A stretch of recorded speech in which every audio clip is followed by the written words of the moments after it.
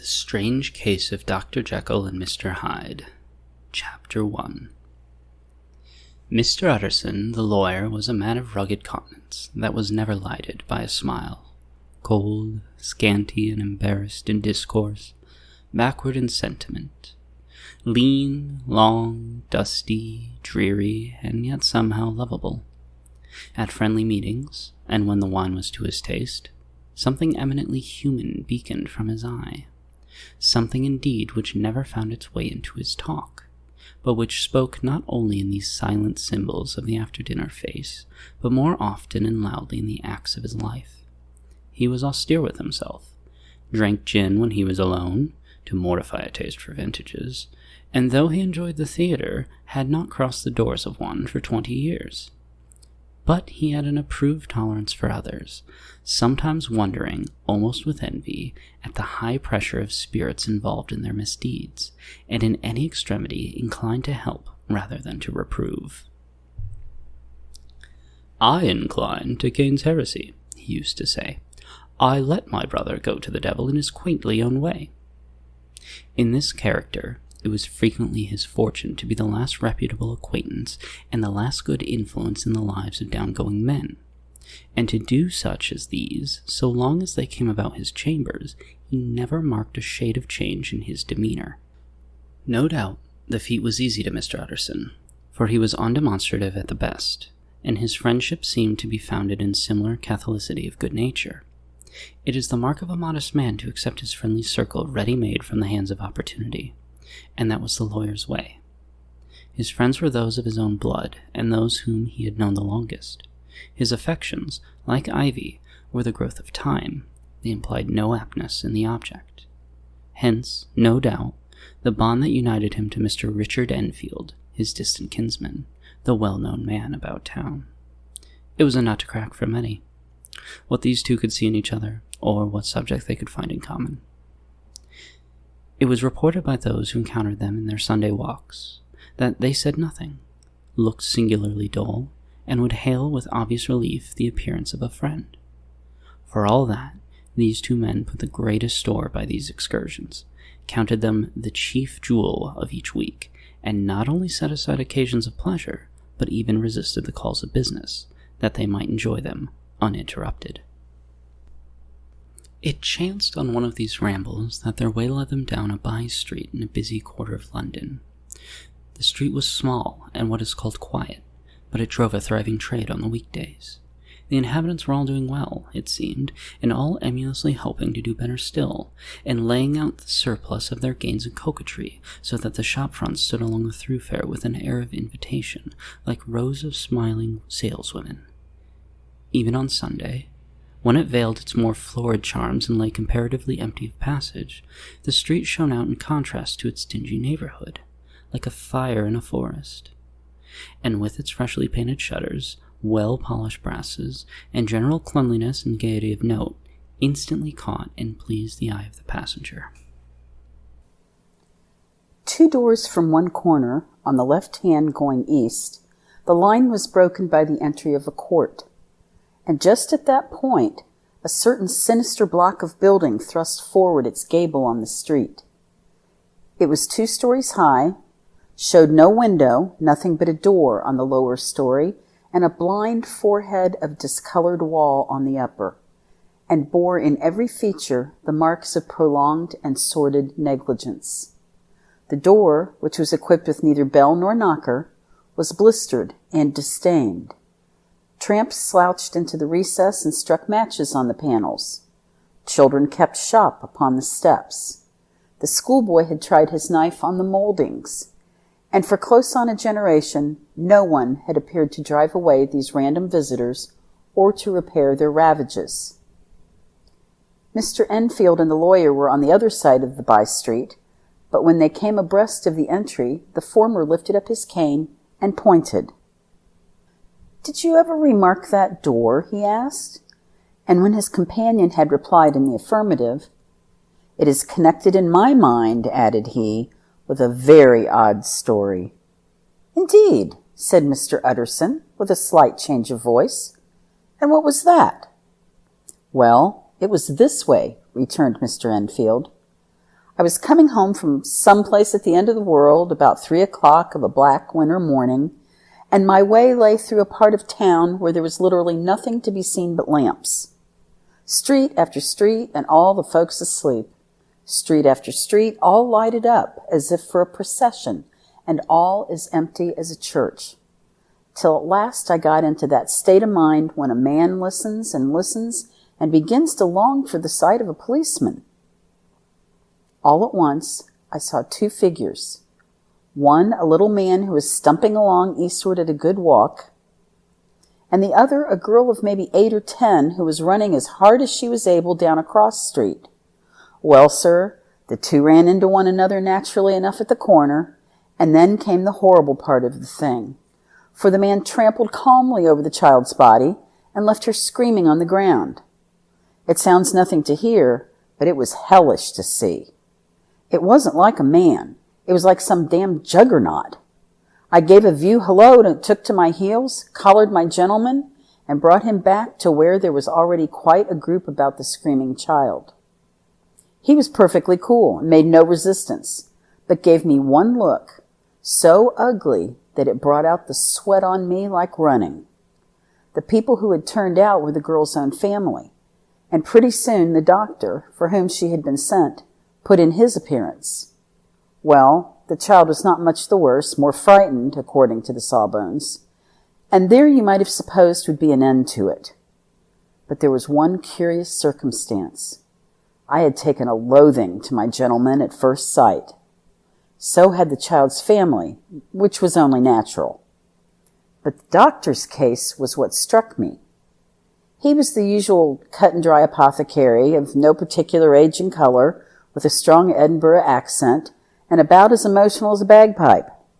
Well, sir, he was like the rest of us. Every time he looked at my prisoner, I saw that Sawbones turn sick and white with the desire to kill him. I knew what was in his mind, just as he knew what was in mine. And killing being out of the question, we did the next best. We told the man that we could, and would, make such a scandal out of this, as should make his name stink from one end of London to the other. If he had any friends or any credit, we undertook that he should lose them. And all the time, as we were pitching it in red hot, we were keeping the women off him as best we could, for they were as wild as harpies. I never saw a circle of such hateful faces, and there was the man in the middle, with a kind of black, sneering coolness. Frightened, too, I could see that, but carrying it off, sir, really like Satan. If you choose to make capital out of this accident, said he, I am naturally helpless. No gentleman but wishes to avoid a scene, says he. Name your figure. Well, we screwed him up to £100 for the child's family. He would have clearly liked to stick out, but there was something about the lot of us that meant mischief, and at last he struck. The next thing was to get the money, and where do you think he carried us? But to that place with the door. Whipped out a key, went in, and presently came back with the matter of £10 in gold, and a cheque for the balance on Coots, drawn payable to bearer, and signed with a name that I can't mention, though it's one of the points of my story. But it was a name at least very well known and often printed.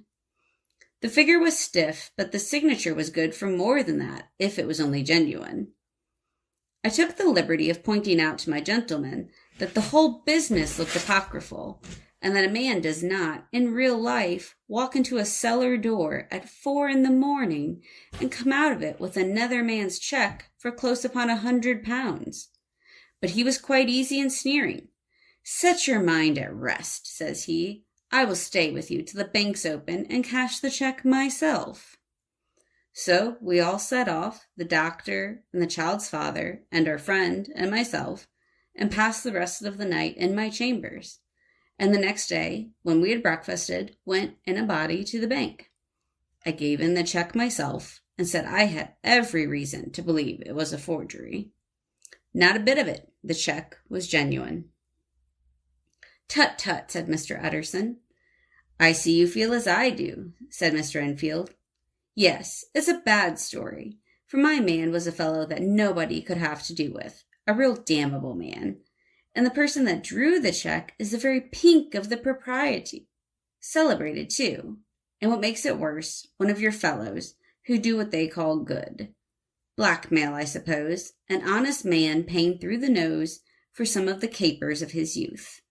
Blackmail House is what I call that place with the door in consequence. Though even that, you know, is far from explaining all, he added, and with the words fell into a vein of musing. From this he was recalled by Mr. Utterson asking, rather suddenly, "And you don't know if the drawer of the check lives there?" "A likely place, isn't it?" returned Mr. Enfield. "But I happen to have noticed his address. He lives in some square or other." "And you never asked about the place with the door?" said Mr. Utterson. "No, sir. I had a delicacy," was the reply. "I feel very strongly about putting questions. It partakes too much of the style of the Day of Judgment. You start a question, and it's like starting a stone. You sit quietly on the top of a hill, and away the stone goes, starting others, and presently some bland old bird, the last you would have thought of, is knocked on the head in his own back garden, and the family have to change their name.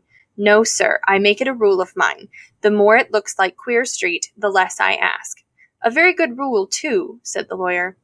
"But I have studied the place for myself," continued Mr. Enfield.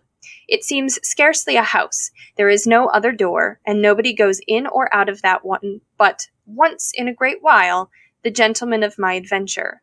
There are 3 windows looking on the court on the first floor, none below. The windows are always shut, but they're clean. And then there is a chimney which is generally smoking, so somebody must live there.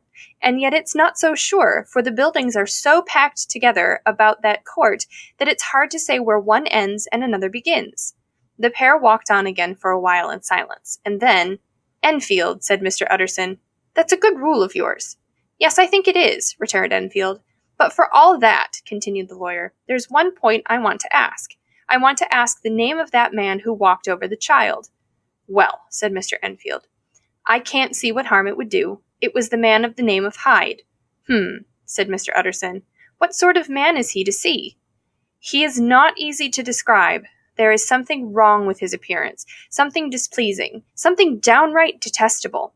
I never saw a man I so disliked, and yet I scarce know why. He must be deformed somewhere. He gives a strong feeling of deformity, although I couldn't specify the point. He's an extraordinary-looking man, and yet I really can name nothing out of the way. No, sir, I can make no hand of it. I can't describe him. And it's not want of memory, for I declare I can see him this moment." Mr. Utterson again walked some way in silence, and obviously under a weight of consideration. "You are sure he used a key?" he inquired at last. "My dear sir," began Enfield, surprised out of himself. "Yes, I know," said Utterson. "I know it must seem strange. The fact is, if I do not ask you the name of the other party, it is because I know it already. You see, Richard, your tale has gone home. If you have been inexact in any point, you had better correct it." "I think you might have warned me," returned the other with a touch of sullenness. "But I have been pedantically exact, as you call it. The fellow had a key, and what's more, he has it still. I saw him use it not a week ago." Mr. Utterson sighed deeply, but said never a word, and the young man presently resumed. "Here is another lesson to say nothing," said he.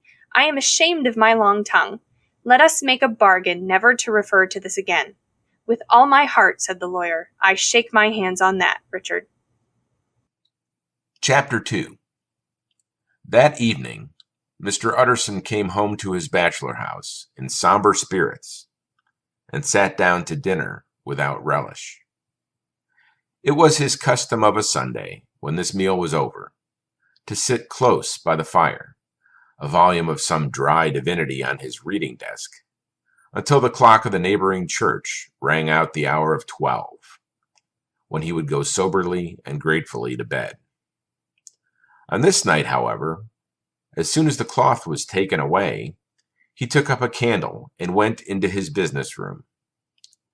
There he opened his safe, took from the most private part of it a document endorsed on the envelope as Dr. Jekyll's will, and sat down with a clouded brow to study its contents.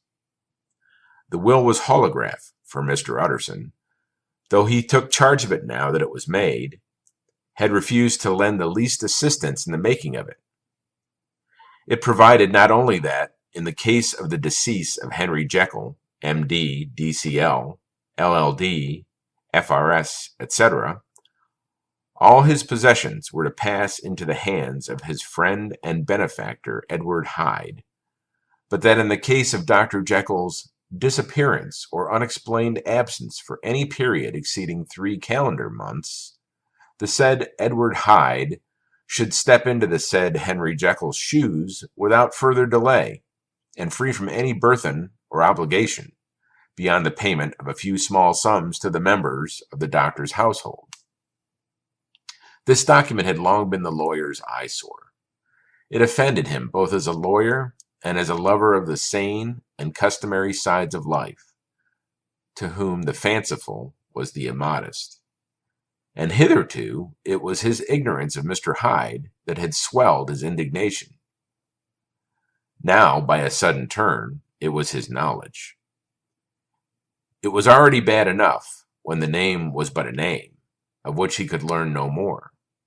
It was worse when it began to be clothed upon with detestable attributes, and out of the shifting, insubstantial mists that had so long baffled his eye, there leaped up the sudden, definite presentment of a fiend.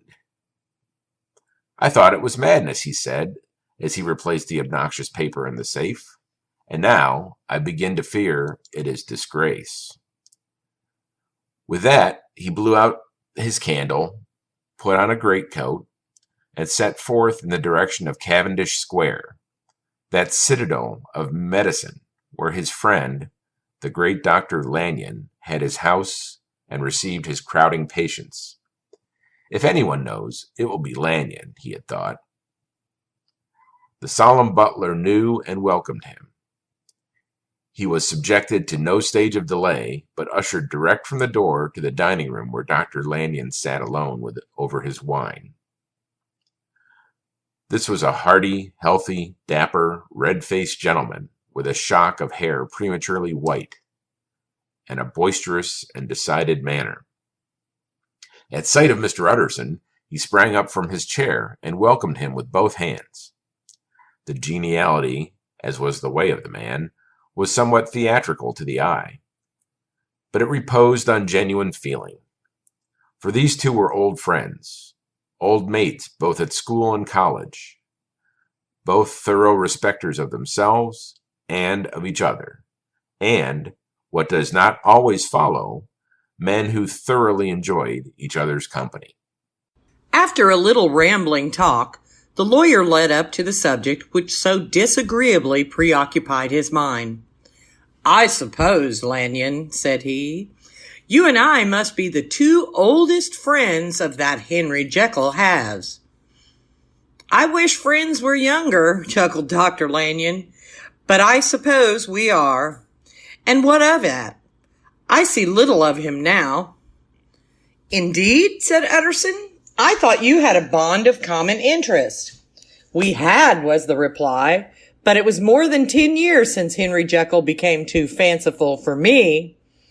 He began to go wrong in mind, and though of course I continue to take an interest in him for old sake's sake, as they say, I see, and I have seen, devilish little of the man. Such unscientific balderdash," added the doctor, flushing suddenly purple. "What of a strange Damon and Pythias?" This little spirit of temper was somewhat of a relief to Mr. Utterson. They have only differed on some point of science, he thought, and being a man of no scientific passions, except in the matter of conveyancing, he even added, "It is nothing worse than that." He gave his friend a few seconds to recover his composure, and then approached the question he had come to put. "Did you ever come across a protege of his? One Hyde?" he asked. "Hyde?" repeated Lanyon. "No, never heard of him since my time." That was the amount of information that the lawyer carried back with him to the great dark bed on which he tossed to and fro until the small hours of the morning began to grow large. It was a night of little ease to his toiling mind, toiling in mere darkness and besieged by questions. 6 o'clock struck on the bells of the church that was so conveniently near to Mr. Utterson's dwelling, and still he was digging at the problem. Hitherto it had touched him on the intellectual side alone, but now his imagination also was engaged, or rather enslaved, and as he lay and tossed in the gross darkness of the night and the curtained room, Mr. Enfield's tale went by before his mind in a scroll of lighted pictures.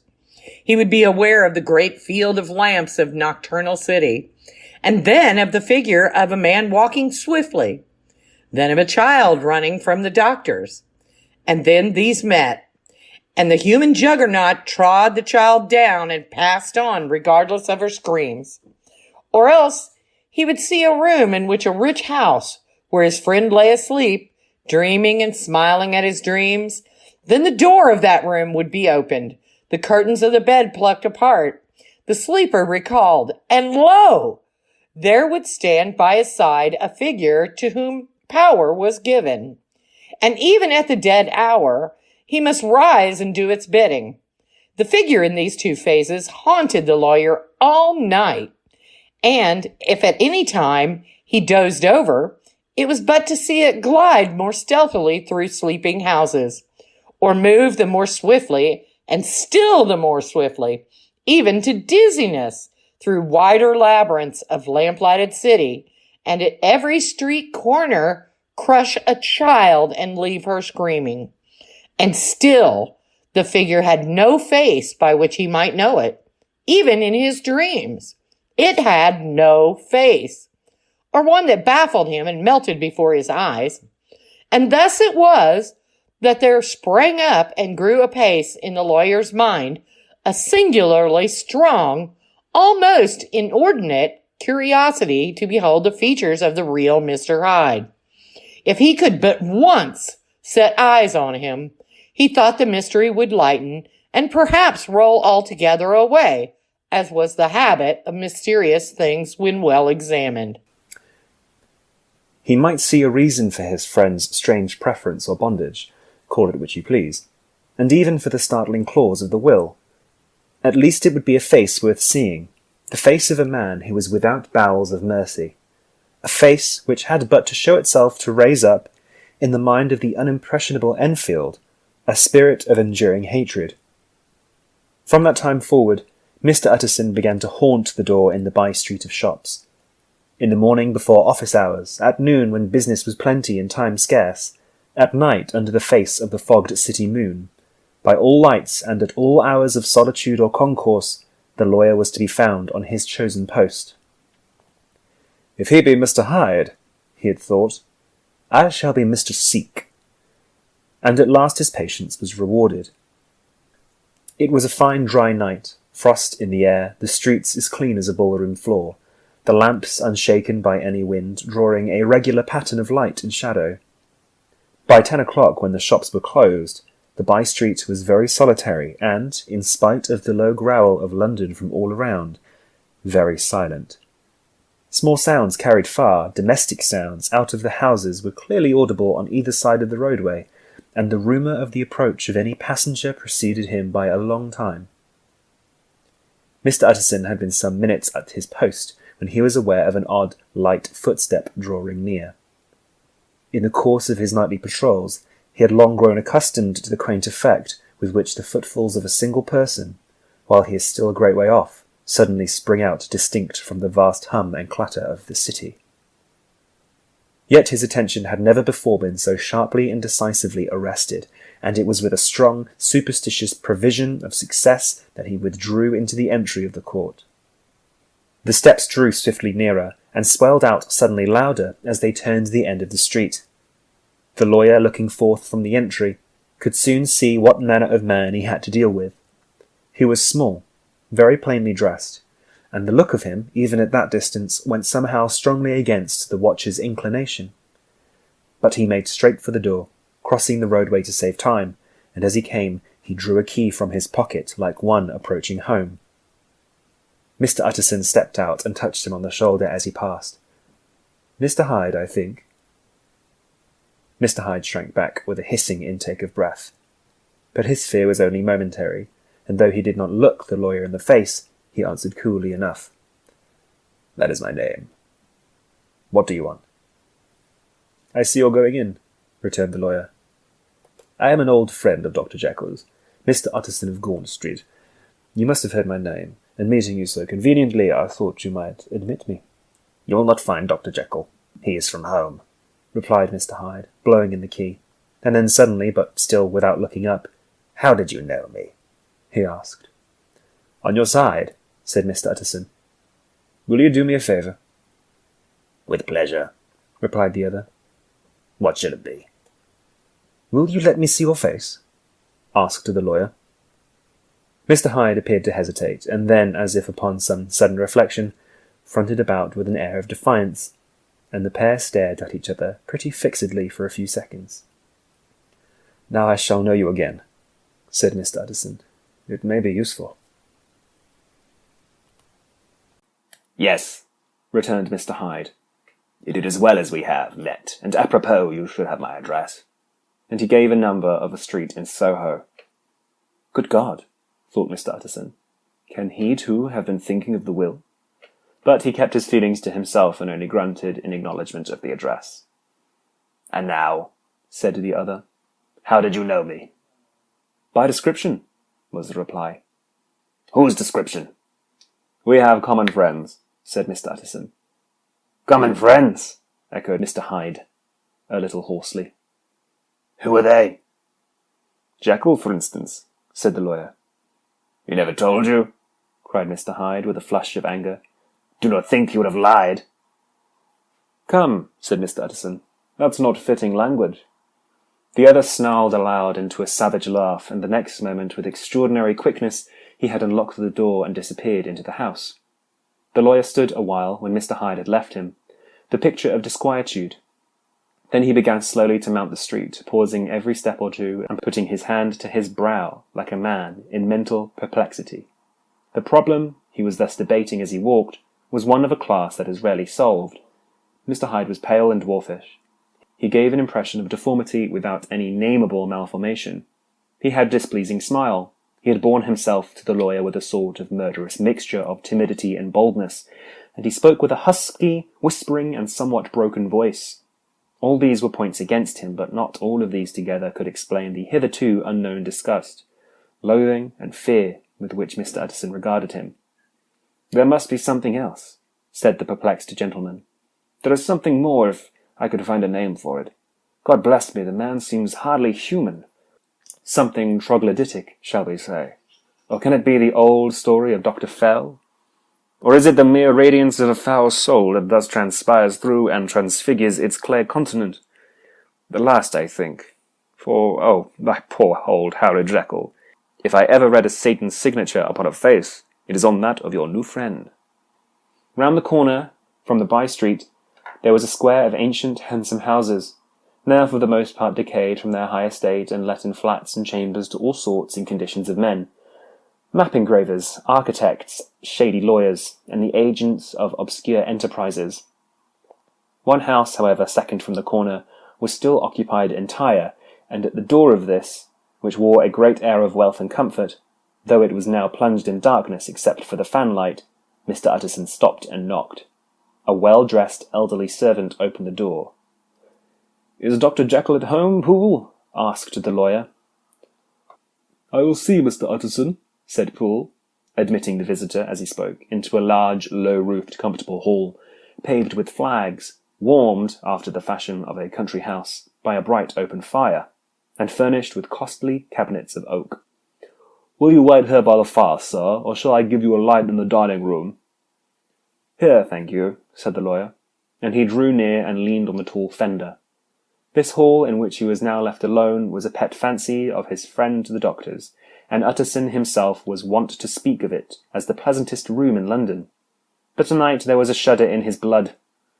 The face of Hyde sat heavy on his memory. He felt, what was rare with him, a nausea and distaste of life, and in the gloom of his spirits he seemed to read a menace in the flickering of the firelight on the polished cabinets and the uneasy starting of the shadow on the roof. He was ashamed of his relief when Poole presently returned to announce that Dr. Jekyll was gone out. "I saw Mr. Hyde go in by the old dissecting room door, Poole," he said. "Is that right, when Dr. Jekyll is from home?" "Quite right, Mr. Utterson, sir," replied the servant. "Mr. Hyde has a key."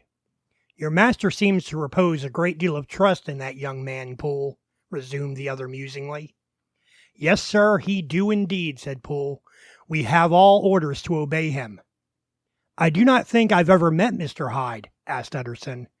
"Oh dear no, sir, he never dines here," replied the butler. "Indeed, we see very little of him on this side of the house. He mostly comes and goes by the laboratory." "Well, good night, Poole. Good night, Mr. Utterson," and the lawyer set out homeward with a very heavy heart. "Poor Harry Jekyll," he thought. "My mind misgives me he is in deep waters. He was wild when he was young, a long while ago to be sure, but by the law of God there is no statute limitations. Aye, it must be that, the ghost of some old sin, the cancer of some concealed disgrace. Punishment coming, P.D. Cardo, years after memory had forgotten and self-love condoned the fault. And the lawyer, scared by the thought, brooded a while in his own past, groping in all the corners of memory, lest by chance some jack-in-the-box of an old inquiry should leap to light there. His past was fairly blameless. Few men could read the rolls of their life with less apprehension. Yet he was humbled to the dust by the many ill things he had done, and raised up again into a sober and fearful gratitude by the many that he had come so near to doing, yet avoided. And then by a return on his former subject, he conceived a spark of hope. This Master Hyde, if he were studied, thought he, must have which poor Jekyll's worst would be like sunshine. Things cannot continue as they are. It turns me cold to think of this creature stealing like a thief to Harry's bedside. Poor Harry, what awakening! And the danger of it, for if this Hyde suspects the existence of the will, he may grow impatient to inherit. Aye, I must put my shoulder to the wheel if Jekyll will but let me, he added. If Jekyll will only let me.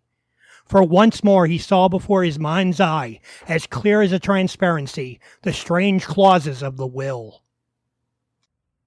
Chapter 3. A fortnight later, by excellent good fortune, the doctor gave one of his pleasant dinners to some 5 or 6 old cronies, all intelligent, reputable men, and all judges of good wine, and Mr. Utterson so contrived that he remained behind after the others had departed. This was no new arrangement, but a thing that had befallen many scores of times. Where Utterson was liked, he was liked well. Hosts loved to detain the dry lawyer, when the light-hearted and the loose-tongued had already their foot on the threshold. They liked to sit a while in his unobtrusive company, practicing for solitude, sobering their minds in the man's rich silence after the expense and strain of gaiety.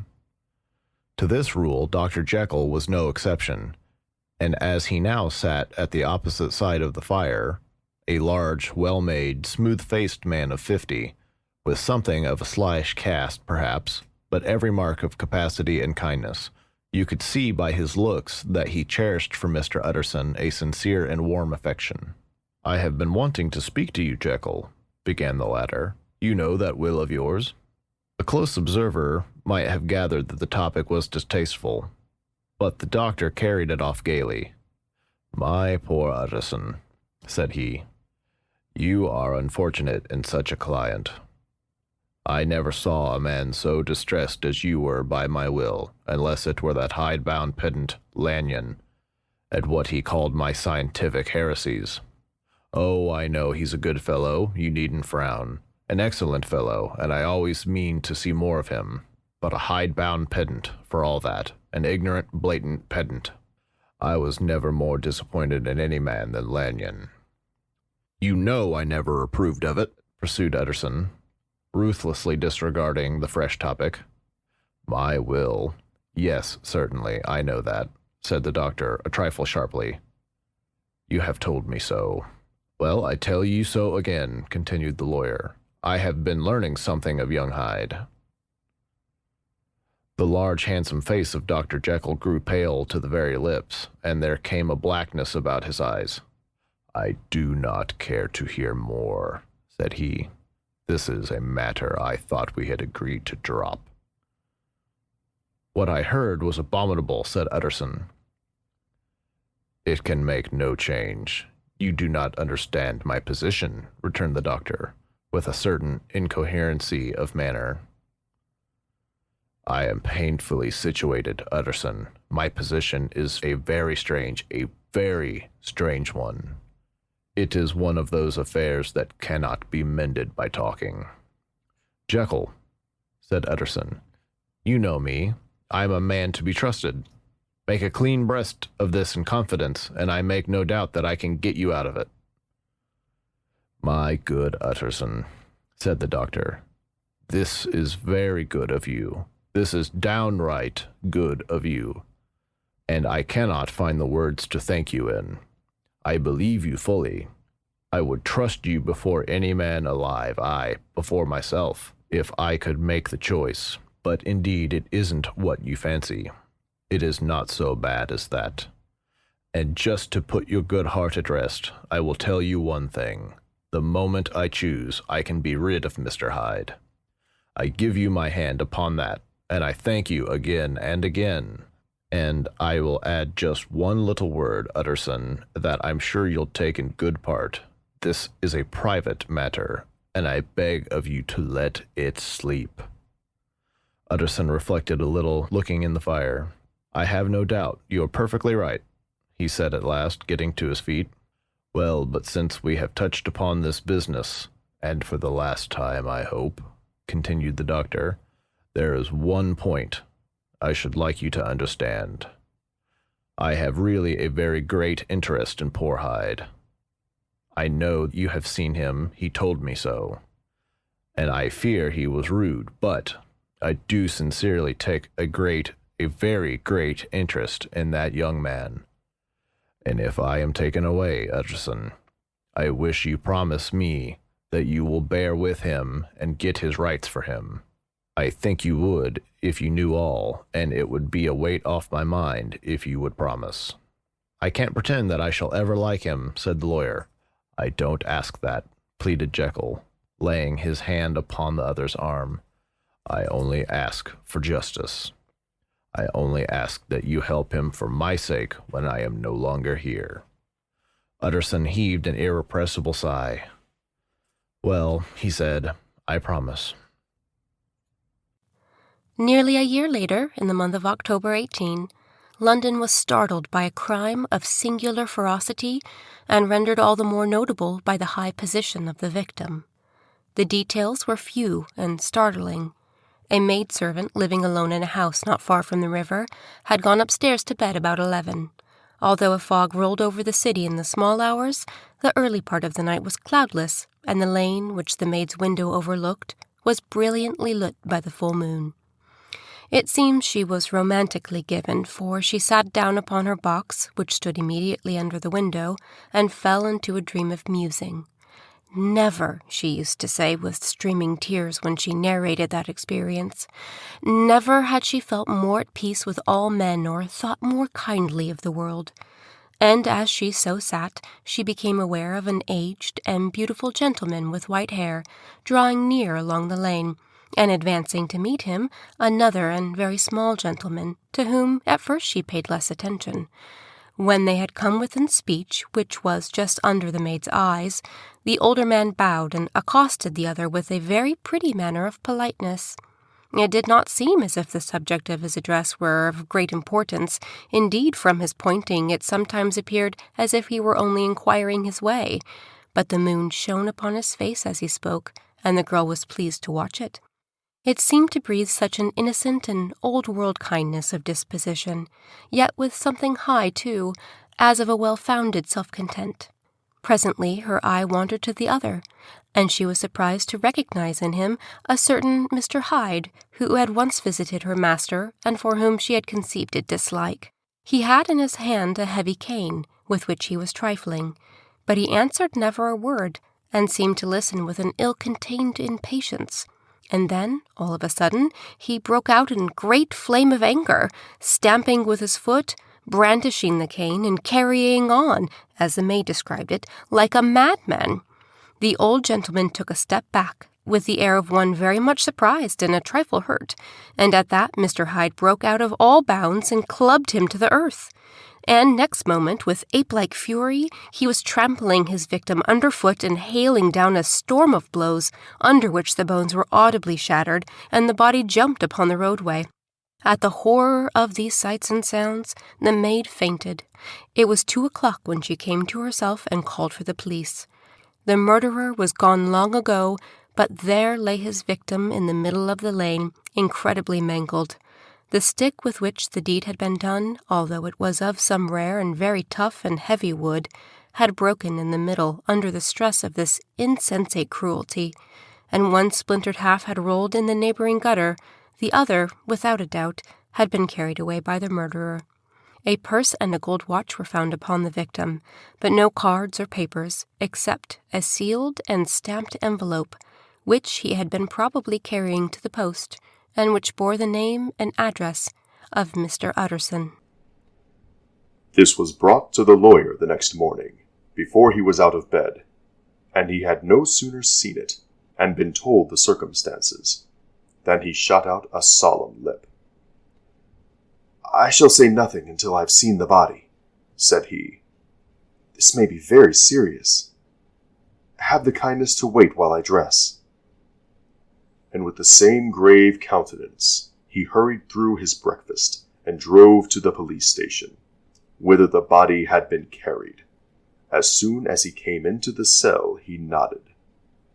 "Yes," said he, "I recognize him. I'm sorry to say that this is Sir Danvers Carew." "Good God, sir!" exclaimed the officer. "Is it possible?"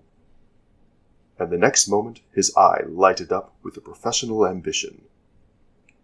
"This will make a great deal of noise," he said, "and perhaps you can help us to the man." And he briefly narrated what the maid had seen, and showed the broken stick.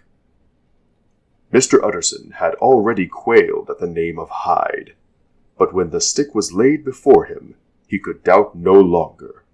Broken and battered as it was, he recognized it for one that he himself presented many years before to Henry Jekyll. "Is this Mr. Hyde a person of small stature?" he inquired. "Particularly small and particularly wicked-looking is what the maid calls him," said the officer. Mr. Utterson reflected, and then raising his head, "If you will come with me to my cab," he said, "I think I can take you to his house." It was by this time about 9 in the morning, in the first fog of the season.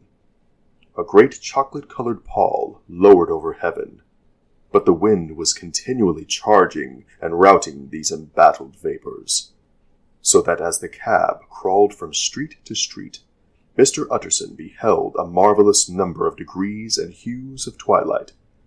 For here it would be dark, like the back end of evening, and there would be a glow of a rich, lurid brown, like the light of some strange conflagration, and here, for a moment, the fog would be quite broken up, and a haggard shaft of daylight would glance in between the swirling wreaths. The dismal quarter of Soho, seen under these changing glimpses, with its muddy ways and slanternly passengers, and its lamps, which had never been extinguished, or had been kindled afresh to combat this mournful reinvasion of darkness, seemed, in the lawyer's eyes, like a district of some city in a nightmare. The thoughts of his mind, besides, were the gloomiest dye, and when he glanced at the companion of his drive, he was conscious of some touch of that terror of the law and the law's officers, which may at times assail the most honest.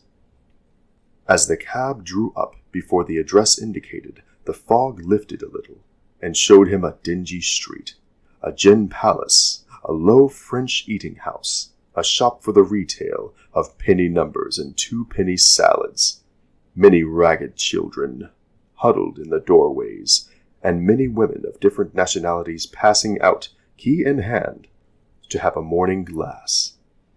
And the next moment the fog settled down again upon that part, as brown as umber, and cut him off from his blackguardly surroundings. This was the home of Henry Jekyll's favourite, a man who was heir to 250,000 sterling. An ivory-faced and silvery-haired old woman opened the door. She had an evil face, smoothed by hypocrisy, but her manners were excellent. Yes, she said, this was Mr. Hyde, but he was not at home. He had been in that night very late, but had gone away again in less than an hour. There was nothing strange in that. His habits were very irregular, and he was often absent. For instance, it was nearly 2 months since she had seen him till yesterday. "Very well, then. We wish to see his rooms," said the lawyer, and when the woman began to declare it was impossible, "I'd better tell you who this person is," he added. "This is Inspector Newcomen of Scotland Yard." A flash of odious joy appeared upon the woman's face. "Ah," said she, "he is in trouble. What has he done?" Mr. Utterson and the inspector exchanged glances. "He don't seem to be a very popular character," observed the latter. "And now, my good woman, just let me and this gentleman have a look about us." In the whole extent of the house, which but for the old woman remained otherwise empty, Mr. Hyde had only used a couple of rooms, but these were furnished with luxury and good taste. A closet was filled with wine, the plate was of silver, the napery elegant, a good picture hung upon the walls, a gift, as Utterson supposed, from Henry Jekyll, who was much of a connoisseur, and the carpets were of many piles and agreeable in colour. At this moment, however, the rooms bore every mark of having been recently and hurriedly ransacked. Clothes lay about the floor, with their pockets inside out. Lock-fast drawers stood open, and on the hearth there lay a pile of grey ashes, as though many papers had been burned. For these embers the inspector disinterred the butt end of a green cheque-book which had resisted the action of the fire. The other half of the stick was found behind the door, and as this clinched his suspicions, the officer declared himself delighted. A visit to the bank, where several £1,000s were found to be lying to the murderer's credit, completed his gratification. "You may depend upon it, sir," he told Mr. Utterson. "I have him in my hand. He must have lost his head, or he never would have left a stick, or above all, burned the cheque-book. Why, money's life to the man, but we've nothing to do with him but wait at the bank and get out the handbills." This last, however, was not so easy of accomplishment, for Mr. Hyde had numbered few familiars. Even the master of the servant-maid had only seen him twice. His family could nowhere be traced. He had never been photographed, and the few who could describe him differed widely, as common observers will. Only on one point were they agreed, and that was the haunting sense of unexpressed deformity with which the fugitive impressed his beholders. Chapter 5. It was late in the afternoon when Mr. Utterson found his way to Dr. Jekyll's door, where he was at once admitted by Poole and carried down by the kitchen officers and across a yard which had once been a garden, to the building which was indifferently known as the laboratory or the dissecting rooms. The doctor had bought the house from the heirs of a celebrated surgeon, and his own tastes, being rather chemical than anatomical, had changed the destination of the block at the bottom of the garden. It was the first time that the lawyer had been received in that part of his friend's quarters, and he eyed the dingy, windowless structure with curiosity, and gazed round with a distasteful sense of strangeness as he crossed the theatre, once crowded with eager students and now lying gaunt and silent, the tables laden with chemical apparatus, the floor strewn with crates and littered with packing straw, and the light falling dimly through the foggy cupola. At the further end, a flight of stairs mounted to a door covered with red baize, and through this Mr. Utterson was at last received into the doctor's cabinet. It was a large room, fitted round with glass presses, furnished, among other things, with a cheval-glass and a business table, and looking out upon the court by 3 dusty windows barred with iron. A fire burned in the grate, a lamp was set lighted on the chimney shelf, for even in the houses the fog began to lie thickly. And there, close up to the warmth, sat Dr. Jekyll, looking deadly sick. He did not rise to meet his visitor, but held out a cold hand, and bade him welcome. in a changed voice. "And now," said Mr. Utterson as soon as Poole had left him, "you have heard the news." The doctor shuddered. "They were crying in the square," he said. "I heard them in my dining room." "One word," said the lawyer. "Carew was my client, but so are you, and I want to know what I am doing. You have not been mad enough to hide this fellow." "Utterson, I swear to God," cried the doctor. "I swear to God I will never set eyes on him again.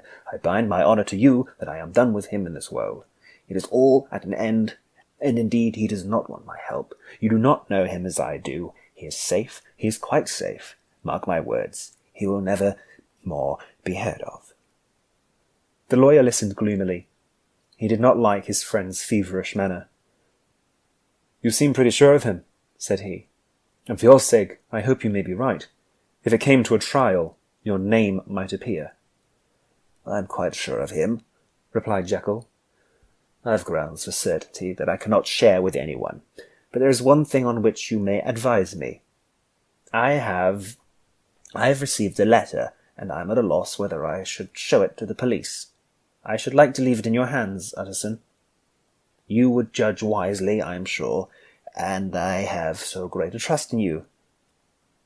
"You fear, I suppose, that it might lead to his detection?" asked the lawyer.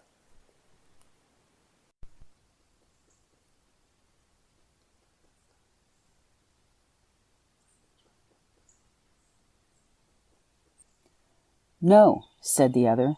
"I cannot say that I care what becomes of Hyde. I'm quite done with him. I was thinking of my own character, which this hateful business has rather exposed." Utterson ruminated a while. He was surprised at his friend's selfishness, and yet relieved by it. "Well," said he at last, "let me see the letter." The letter was written in an odd, upright hand and signed Edward Hyde, and it signified, briefly enough, that the writer's benefactor, Dr. Jekyll, whom he had long so unworthily repaid for 1,000 generosities, need labor under no alarm for his safety, as he had means of escape on which he placed a sure dependence. The lawyer liked this letter well enough. It put a better color on the intimacy than he had looked for, and he blamed himself for some of his past suspicions. "Have you the envelope?" he asked.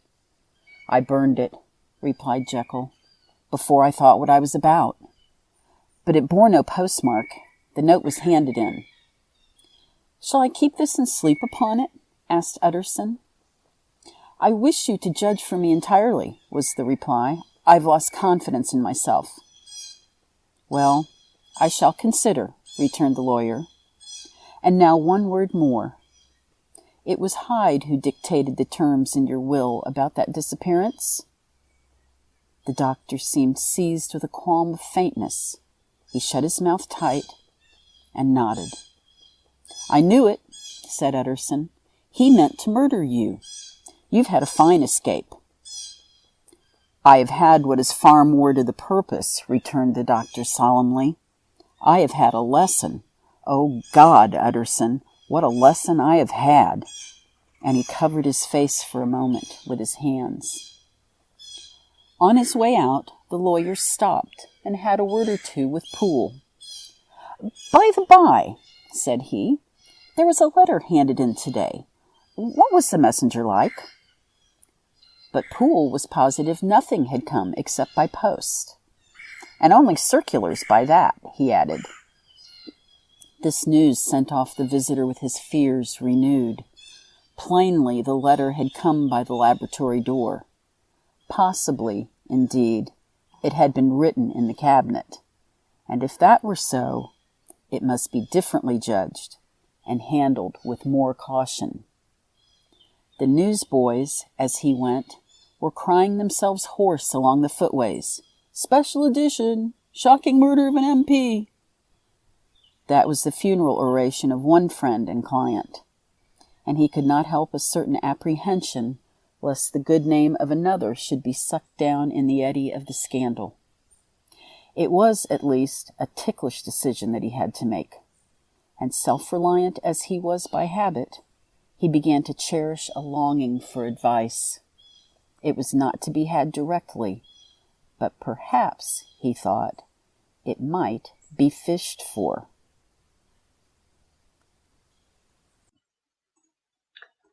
Presently after, he sat on one side of his own hearth, with Mr. Guest, his head clerk, upon the other, and midway between, at a nice calculated distance from the fire, a bottle of particularly old wine that had long dwelt unsunned in the foundations of his house. The fog still slept on the wing above the drowned city, where the lamps glimmered like carbuncles, and through the muffle and smother of these falling clouds, the procession of the town's life was still rolling in to the great arteries, as with a sound as of a mighty wind. But the room was gay with firelight. In the bottle the acids were long ago resolved. The imperial dye had softened with time. As the color grows richer in stained windows, and the glow of hot autumn afternoons on hillside vineyards was ready to be set free and to disperse the fogs of London. Insensibly the lawyer melted. There was no man from whom he kept fewer secrets than Mr. Guest, and he was not always sure that he kept as many as he meant. Guest had often been on business to the doctor's. He knew Poole. He could scarce have failed to hear of Mr. Hyde's familiarity about the house. He might draw conclusions. Was it not as well, then, that he should see a letter which put that mystery to rights? And above all, since Guest, being a great student and critic of handwriting, would consider the step natural and obliging? The clerk, besides, was a man of counsel, and he would scarce read so strange a document without dropping a remark, and by that remark Mr. Utterson might shape his future course. "This is a sad business about Sir Danvers," he said. "Yes, sir, indeed. It has elicited a great deal of public feeling," returned Guest. "The man, of course, was mad." "I should like to hear your views on that," replied Utterson. "I have a document here in his handwriting. It is between ourselves, for I scarce know what to do about it. It is an ugly business at the best, but there it is, quite in your way to a murderer's autograph." Guest's eyes brightened, and he sat down at once and studied his passion. "No, sir, not mad, but it is an odd hand. And by all accounts a very odd writer," added the lawyer. Just then the servant entered with a note. "Is that from Dr. Jekyll, sir?" inquired the clerk. "I thought I knew the writing. Anything private, Mr. Utterson?" "Only an invitation to dinner. Why? Do you want to see it?" "One moment. I thank you, sir." And the clerk laid the 2 sheets of paper alongside, and sedulously compared their contents. "Thank you, sir," he said at last, returning both. "It's a very interesting autograph." There was a pause, during which Mr. Utterson struggled with himself. "Why did you compare them, Guest?" he inquired suddenly. "Well, sir, there's a rather singular resemblance. The 2 hands are in many points identical, only differently sloped." "Rather quaint," said Utterson. "It is, as you say, rather quaint," returned Guest. "I wouldn't speak of this note, you know," said the master. "No, sir, I understand," said the clerk. But no sooner was Mr. Utterson alone that night, that he locked the note into his safe, where it reposed from that time forward. "What?" he thought. "Henry Jekyll forged for a murderer?" And his blood ran cold in his veins. Time ran on. Thousands of pounds were offered in reward for the death of Sir Danvers was resented as a public injury, but Mr. Hyde had disappeared out of the ken of the police as though he had never existed. Much of his past was unearthed indeed, and all disreputable, tales came out of the man's cruelty, at once so callous and violent, of his vile life, his strange associations, of the hatred that seemed to have surrounded his career, but of his present whereabouts, not a whisper. From the time he had left the house in Soho on the morning of the murder, he was simply blotted out, and gradually, as time drew on, Mr. Utterson began to recover from the hotness of his alarm, and to grow more quiet with himself. The death of Sir Danvers was, to his way of thinking, more than paid for by the disappearance of Mr. Hyde. Now that that evil influence had been withdrawn, a new life began for Dr. Jekyll. He came out of his seclusion, renewed relations with his friends, became once more their familiar guest and entertainer, and whilst he had always been known for charities, he was now no less distinguished for religion. He was busy, he was much in the open air, he did good. His face seemed to open and brighten as if with an inward consciousness of service, and for more than 2 months the doctor was at peace. On the 8th of January, Utterson had dined at the doctor's with a small party. Lanyon had been there, and the face of the host looked from one to the other as in the old days when the trio were inseparable friends. On the 12th, and again on the 14th, the door was shut against the lawyer. The doctor was confined to the house, Poole said, and saw no one. On the 15th he tried again, and was again refused, and having now been used for the last 2 months to see his friend almost daily, he found the return of solitude to weigh upon his spirits. The 5th night he had in guest to dine with him, and the 6th he betook himself to Dr. Lanyon's. There at least he was not denied admittance, but when he came in he was shocked at the change which had taken upon place in the doctor's appearance. He had his death warrant written legibly upon his face. The rosy man had grown pale, his flesh had fallen away, he was visibly balder and older, and yet it was not so much these tokens of a swift physical decay that arrested the lawyer's notice, as a look in the eye and quality of manner that seemed to testify some deep-seated terror of the mind. It was unlikely that the doctor should fear death, and yet that was what Utterson was tempted to suspect. Yes, he thought, he is a doctor and must know his own state and that his days are counted, and that knowledge is more than he can bear. And yet, when Utterson remarked on his ill looks, it was with an air of greatness that Lanyon declared himself a doomed man. "I have had a shock," he said, "and I shall never recover. It is a question of weeks. Well, life has been pleasant. I liked it. Yes, sir, I used to like it. I sometimes think if we knew all, we should be more glad to get away." "Jekyll is ill, too," observed Utterson. "Have you seen him?" But Dr. Lanyon's face changed, and he held up a trembling hand. "I wish to see or hear no more of Dr. Jekyll," he said in a loud, unsteady voice. "I am quite done with that person, and I beg that you will spare me any allusion to one who I regard as dead." "Tut, tut," said Mr. Utterson, and then, after a considerable pause, "Can't I do anything?" he inquired. "We 3 are very old friends, Lanyon. We shall not live to make others." "Nothing can be done," returned Lanyon. "Ask himself." "He will not see me," said the lawyer. "I am not surprised at that," was the reply. "Some day, Utterson, after I am dead, you may perhaps come to learn the right and wrong of this. I cannot tell you. And in the meantime, if you can sit and talk with me of other things, for God's sake, stay and do so. But if you cannot keep clear of this accursed topic, then in God's name go, for I cannot bear it."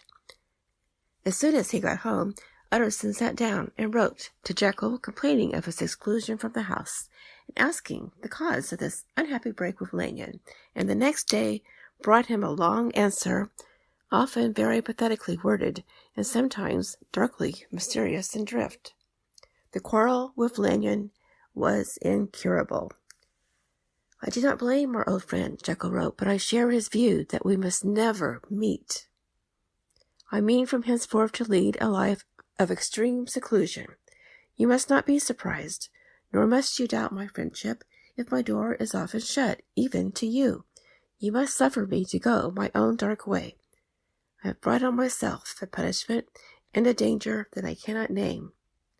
If I am the chief of sinners, I am the chief of sufferers also.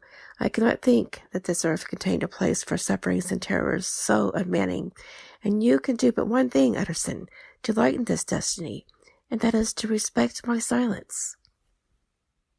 Utterson was amazed. The dark influence of Hyde had been withdrawn. The doctor had returned to his old tasks and amenities a week ago. The prospect had smiled with every promise of a cheerful and an honored age, and now, in a moment, friendship and peace of mind and the whole tenor of his life were wrecked. So great and unprepared a change pointed to madness, but in view of Lanyon's manner and words, there must lie for it some deeper ground. A week afterwards, Dr. Lanyon took to his bed, and in something less than a fortnight he was dead. The night after the funeral, at which he had been sadly affected, Utterson locked the door of his business room, and sitting there by the light of a melancholy candle, drew out and set before him an envelope addressed by the hand and sealed with the seal of his dead friend. Private, for the hands of G.J. Utterson alone, and in case of his predecease, to be destroyed unread. So it was emphatically superscribed, and the lawyer dreaded to behold the contents. I have buried one friend today, he thought. What if this should cost me another? And then he condemned the fear as of disloyalty, and broke the seal. Within there was another disclosure.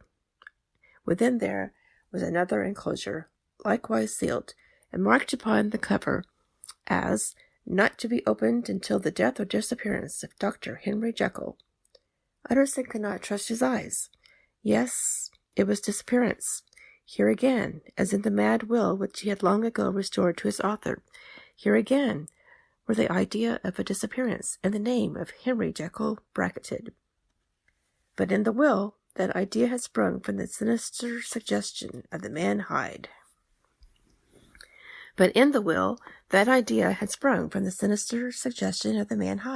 It was set there with a purpose, all too plain and horrible, written by the hand of Lanyon. What should it mean? A great curiosity came on the trustee to disregard the prohibition and dive at once to the bottom of these mysteries. But professional honor and faith to his dead friend were stringent obligations, and the packet slept in the inmost corner of his private safe. It is one thing to mortify curiosity, another to conquer it, and it may be doubted if from that day forth Utterson desired the society of his surviving friend with the same eagerness. He thought of him kindly, but his thoughts were disquieted and fearful. He went to call, indeed, but he was perhaps relieved to be denied admittance. Perhaps in his heart he preferred to speak with Poole upon the doorstep and surrounded by the air and sounds of the open city, rather than to be admitted into that house of voluntary bondage, and to sit and speak with this inscrutable recluse. Poole had, indeed, no very pleasant news to communicate. The doctor, it appeared, now, more than ever, confined himself to the cabinet over the laboratory, where he would sometimes even sleep. He was out of spirits. He had grown very silent. He did not read. It seemed as if he had something on his mind. Utterson became so used to the unvarying character of these reports that he fell off little by little in the frequency of his visits.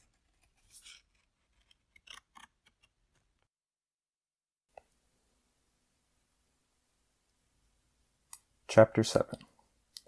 It chanced on Sunday, when Mr. Utterson was on his usual walk with Mr. Enfield, that their way lay once again through the by-street, and that when they came in front of the door, both stopped to gaze on it.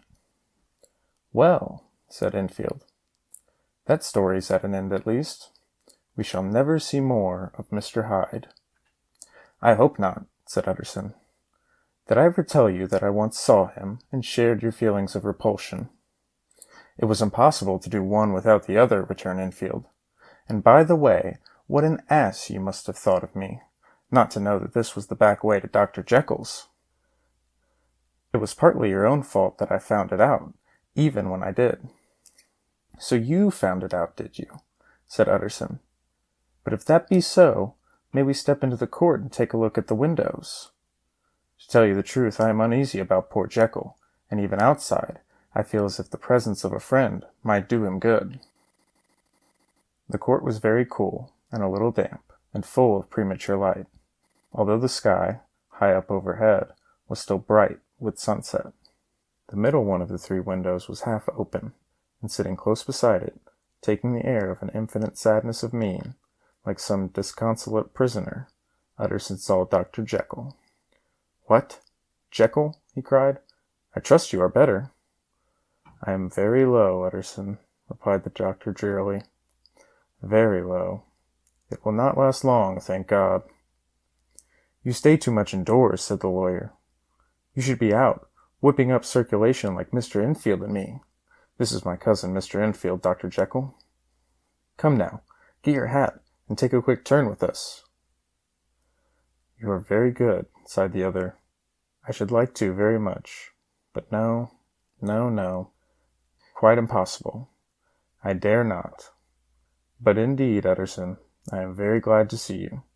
This is really a great pleasure. I would ask you and Mr. Enfield up, but the place really is not fit.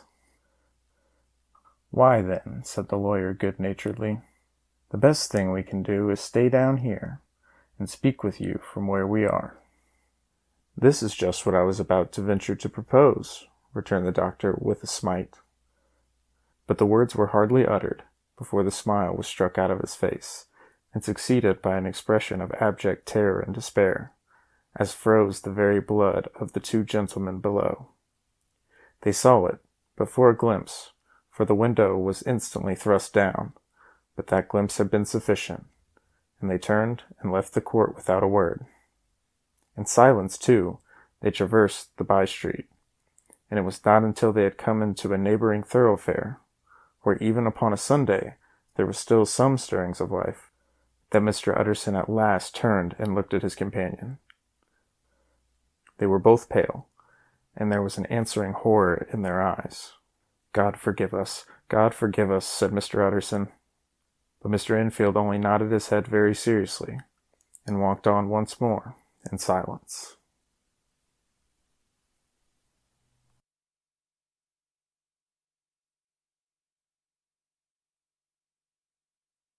Chapter 8. Mr. Utterson was sitting by his fireside one evening after dinner, when he was surprised to receive a visit from Poole. "Bless me, Poole, what brings you here?" he cried, and then, taking a second look at him, "What ails you?" he added. "Is the doctor ill?" "Mr. Utterson," said the man, "there is something wrong." "Take a seat, and here is a glass of wine for you," said the lawyer. "Now, take your time, and tell me plainly what you want." "You know the doctor's ways, sir," replied Poole, "and how he shuts himself up. Well, he's shut up again in the cabinet, and I don't like it. Sir, I wish I may die if I like it. Mr. Utterson, sir, I'm afraid." "Now, my good man," said the lawyer, "be explicit. What are you afraid of?" "I've been afraid for about a week," returned Poole, doggedly disregarding the question, "and I can bear it no more." The man's appearance amply bore out his words. His manner was altered for the worse, and except for the moment when he had first announced his terror, he had not once looked the lawyer in the face. Even now, he sat with a glass of wine untasted on his knee, and his eye directed to a corner of the floor. "I can bear it no more," he repeated. "Come," said the lawyer, "I see you have some good reason, Poole. I see there is something seriously amiss. Try to tell me what it is." "I think there's been foul play," said Poole, hoarsely. "Foul play!" cried the lawyer, a good deal frightened and rather inclined to be irritated in consequence. "What foul play? What does the man mean?" "I daren't say, sir," was the answer. "But will you come along with me and see for yourself?" Mr. Utterson's only answer was to rise and get his hat and greatcoat.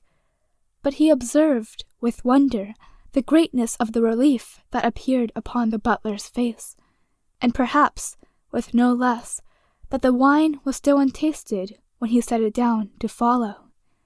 It was a wild, cold, seasonable night of March, with a pale moon lying on her back as though the wind had tilted her, and a flying wrack of the most diaphanous and lawny texture. The wind made talking difficult, and flecked the blood into the face. It seemed to have swept the streets unusually bare of passengers. Besides, for Mr. Utterson thought he had never seen that part of London so deserted. He could have wished it otherwise. Never in his life had he been conscious of so sharp a wish to see and touch his fellow creatures. For, struggle as he might, there was borne in upon his mind a crushing anticipation of calamity. The square, when they got there, was all full of wind and dust, and the thin trees in the garden were lashing themselves along the railing. Poole, who had kept all the way a pace or two ahead, now pulled up in the middle of the pavement, and in spite of the biting weather, took off his hat and mopped his brow with a red-pocket handkerchief. But for all the hurry of his cowing, these were not the dews of exertion that he wiped away, but the moisture of some strangling anguish, for his face was white, and his voice, when he spoke, harsh and broken. "Well, sir," he said, "here we are, and God grant there be nothing wrong." "Amen, Poole," said the lawyer. Thereupon the servant knocked in a very guarded manner. The door was opened on the chain, and a voice asked from within, "Is that you, Poole?" "It's all right," said Poole. "Open the door." The hall, when they entered it, was brightly lighted up. The fire was built high, and about the hearth the whole of the servants, men and women, stood huddled together like a flock of sheep. At the sight of Mr. Utterson, the housemaid broke into hysterical whimpering, and the cook, crying out, "Bless God, it's Mr. Utterson!" ran forward as if to take him in her arms. What, are you all here?" said the lawyer peevishly. "Very irregular, very unseemly. Your master would be far from pleased." "They're all afraid," said Poole. Blank silence followed, no one protesting. Only the maid lifted up her voice, and now wept loudly. "Hold your tongue," Poole said to her, with a ferocity of accent that testified to his own jangled nerves. And indeed, when the girl had so suddenly raised the note of her lamentation, they had all started and turned toward the inner door with faces of dreadful expectation. "And now," continued the butler, addressing the knife-boy, "reach me a candle, and we'll get this through hands at once." And then he begged Mr. Utterson to follow him, and led the way to the back garden. "Now, sir," said he, "you can come as gently as you can. I want you to hear, and I don't want you to be heard. And say here, sir, that if by any chance he was to ask you in, don't go." Mr. Utterson's nerves, at this unlooked-for termination, gave a jerk that nearly threw him from his balance, but he recollected his courage, and followed the butler into the laboratory building, and through the surgical theatre, with its lumber of crates and bottles, to the foot of the stair. Here Poole motioned him to stand on one side and listen, while he himself, setting down the candle, and making a great and obvious call on his resolution, mounted the steps, and knocked with a somewhat uncertain hand on the red baize of the cabinet door. "Mr. Utterson, sir, asking to see you," he called, and even as he did so, once more violently signed to the lawyer to give ear. A voice answered from within. "Tell him I cannot see anyone," it said complainingly. "Thank you, sir," said Poole, with a note of something like triumph in his voice, and taking up his candle, he led Mr. Utterson back across the yard and into the great kitchen, where the fire was out and the beetles were leaping on the floor. "Sir," he said, looking Mr. Utterson in the eyes, "was that my master's voice?" "It seemed much changed," replied the lawyer, very pale, but giving look for look. "Changed? Well, yes, I think so," said the butler. "Have I been 20 years in this man's house to be deceived by his voice? No, sir, master's made away with. He was made away with 8 days ago, when we heard him cry out upon the name of God. And who's in there instead of him? And why it stays there is a thing that cries to heaven, Mr. Utterson." "This is a very strange tale, Poole. This is rather a wild tale, my man," said Mr. Utterson, biting his finger. "Suppose it were as you suppose. Supposing Dr. Jekyll to have been, well, murdered, what could induce the murderer to stay? That won't hold water. It doesn't commend itself to reason." "Well, Mr. Utterson, you are a hard man to satisfy, but I'll do it yet," said Poole. "All this last week, you must know, him or it, or whatever it is that lies in that cabinet, has been crying night and day for some sort of medicine and cannot get it to his mind. It was sometimes his way, the master's that is, to write his orders on a sheet of paper and throw it on the stair. We've had nothing else this week back, nothing but papers and a closed door, and the very meals left there to be smuggled in when nobody was looking. Well, sir, every day, aye, and twice and thrice in the same day, there have been orders and complaints, and I have been sent flying to all the wholesale chemists in town.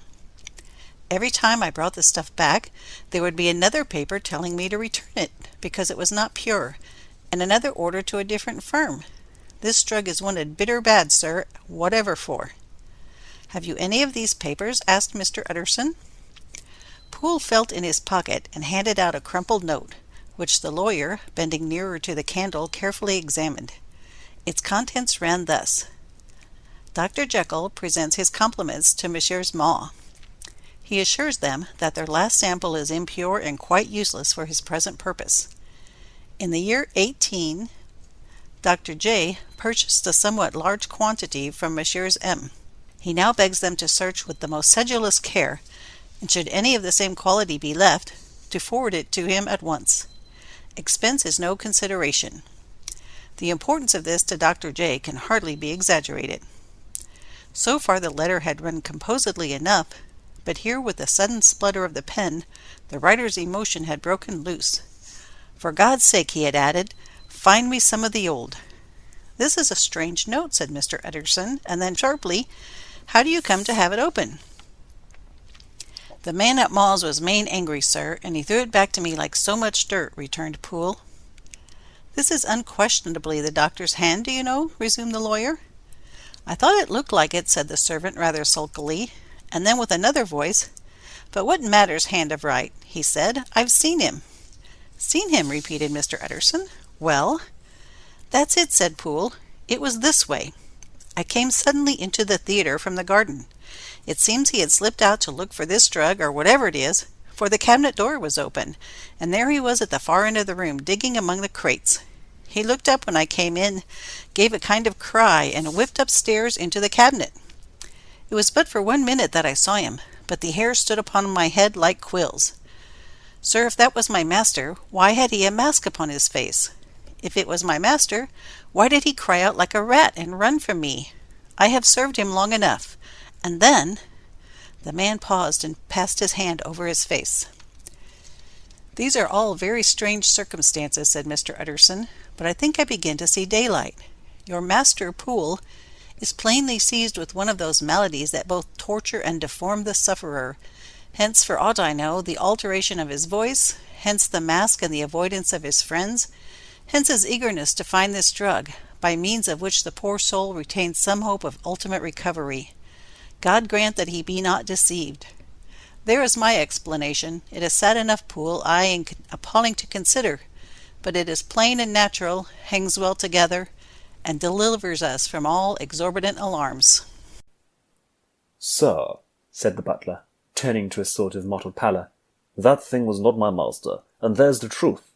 My master, here he looked round him, and began to whisper, was a tall, fine build of a man, and this was more of a dwarf. Utterson attempted to protest. Oh, sir, cried Poole, do you think I do not know my master after 20 years? Do you think I do not know where his head comes to in the cabinet door? Why, I saw him every morning of my life. No, sir, that thing in the mask was never Dr. Jekyll. God knows what it was, but it was never Dr. Jekyll, and it is the belief of my heart that there was murder done. Poole, replied the lawyer, if you say that, it will become my duty to make certain. Much as I desire to spare your master's feelings, much as I am puzzled by this note which seems to prove him to be still alive, I shall consider it my duty to break in that door. Ah, Mr. Utterson, that's talking, cried the butler. And now comes the second question, resumed Utterson. Who is going to do it? Why, you and me, was the undaunted reply. That's very well said, returned the lawyer. And whatever comes of it, I shall make it my business to see you are no loser. There's an axe in the theatre, continued Poole, and you might take the kitchen poker for yourself. The lawyer took that rude but weighty instrument into his hand and balanced it. Do you know, Poole, he said, looking up, that you and I are about to place ourselves in a position of some peril? You may say so, sir, indeed, returned the butler. It is well, then, that we should be frank, said the other. We both think more than we have said. Let us make a clean breast. This masked figure that you saw, did you recognize it? Well, sir, it went so quick, and the creature was so doubled up that I could hardly swear to that," was the answer. "But if you mean, was it Mr. Hyde? Why, yes, I think it was. You see, it was much of the same bigness. It had the same quick, light way with it, and then who else could have got in by the laboratory door? You have not forgot, sir, that at the time of the murder he had still the key with him. But that's not all. I don't know, Mr. Utterson, if you ever met Mr. Hyde." "Yes," said the lawyer. "I once spoke with him."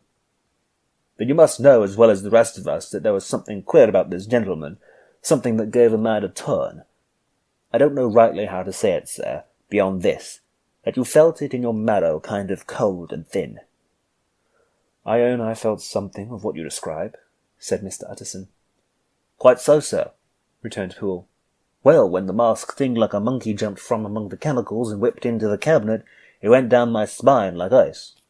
Oh, I know it's not evidence, Mr. Utterson, I'm book-learned enough for that, but a man has his feelings, and I give you my Bible word it was Mr. Hyde." "Aye, aye," said the lawyer. "My fears incline to the same point. Evil, I fear, founded, evil was sure to come of that connection.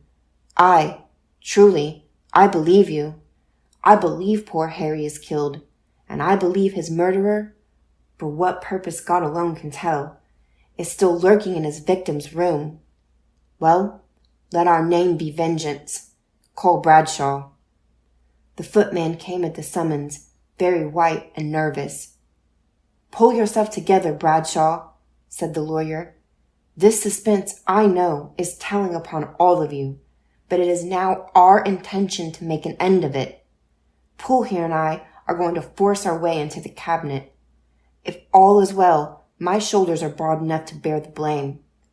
Meanwhile, lest anything should really be amiss, or any malefactor seek to escape by the back, you and the boy must go round the corner with a pair of good sticks and take your post at the laboratory door. We give you 10 minutes to get to your stations." As Bradshaw left, the lawyer looked at his watch. "And now, Poole, let us get to ours," he said, and taking the poker under his arm, led the way into the yard. The scud had banked over the moon, and it was now quite dark. The wind, which only broke in puffs and draughts into that deep well of a building, tossed the light of the candle to and fro about their steps, until they came into the shelter of the theatre, where they sat down silently to wait.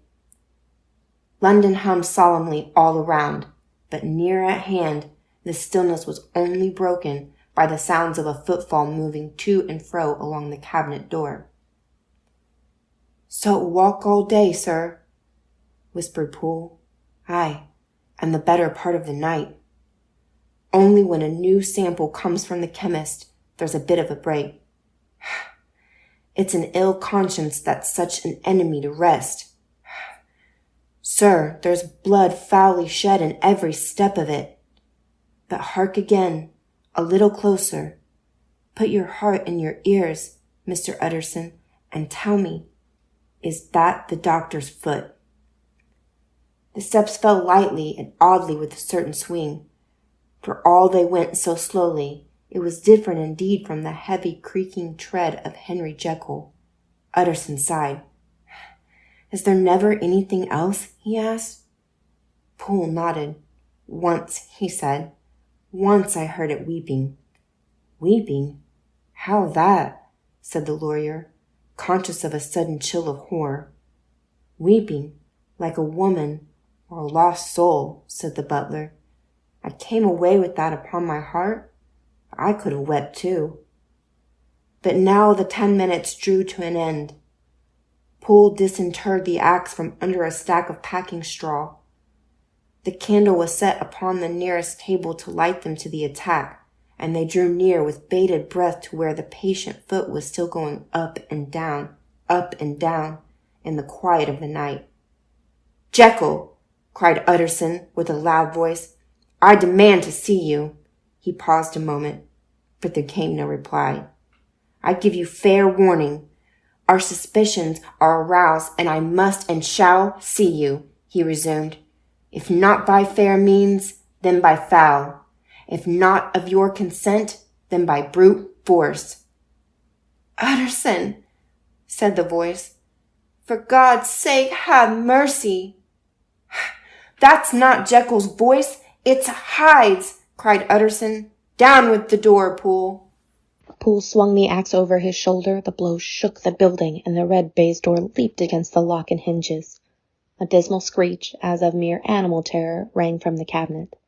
Up went the axe again, and again the panels crashed, and the frame bounded. 4 times the blow fell, but the wood was tough, and the fittings were of excellent workmanship, and it was not until the 5th that the lock burst in sunder, and the wreck of the door fell inwards on the carpet. The besiegers, appalled by their own riot and the stillness that had succeeded, stood back a little and peered in.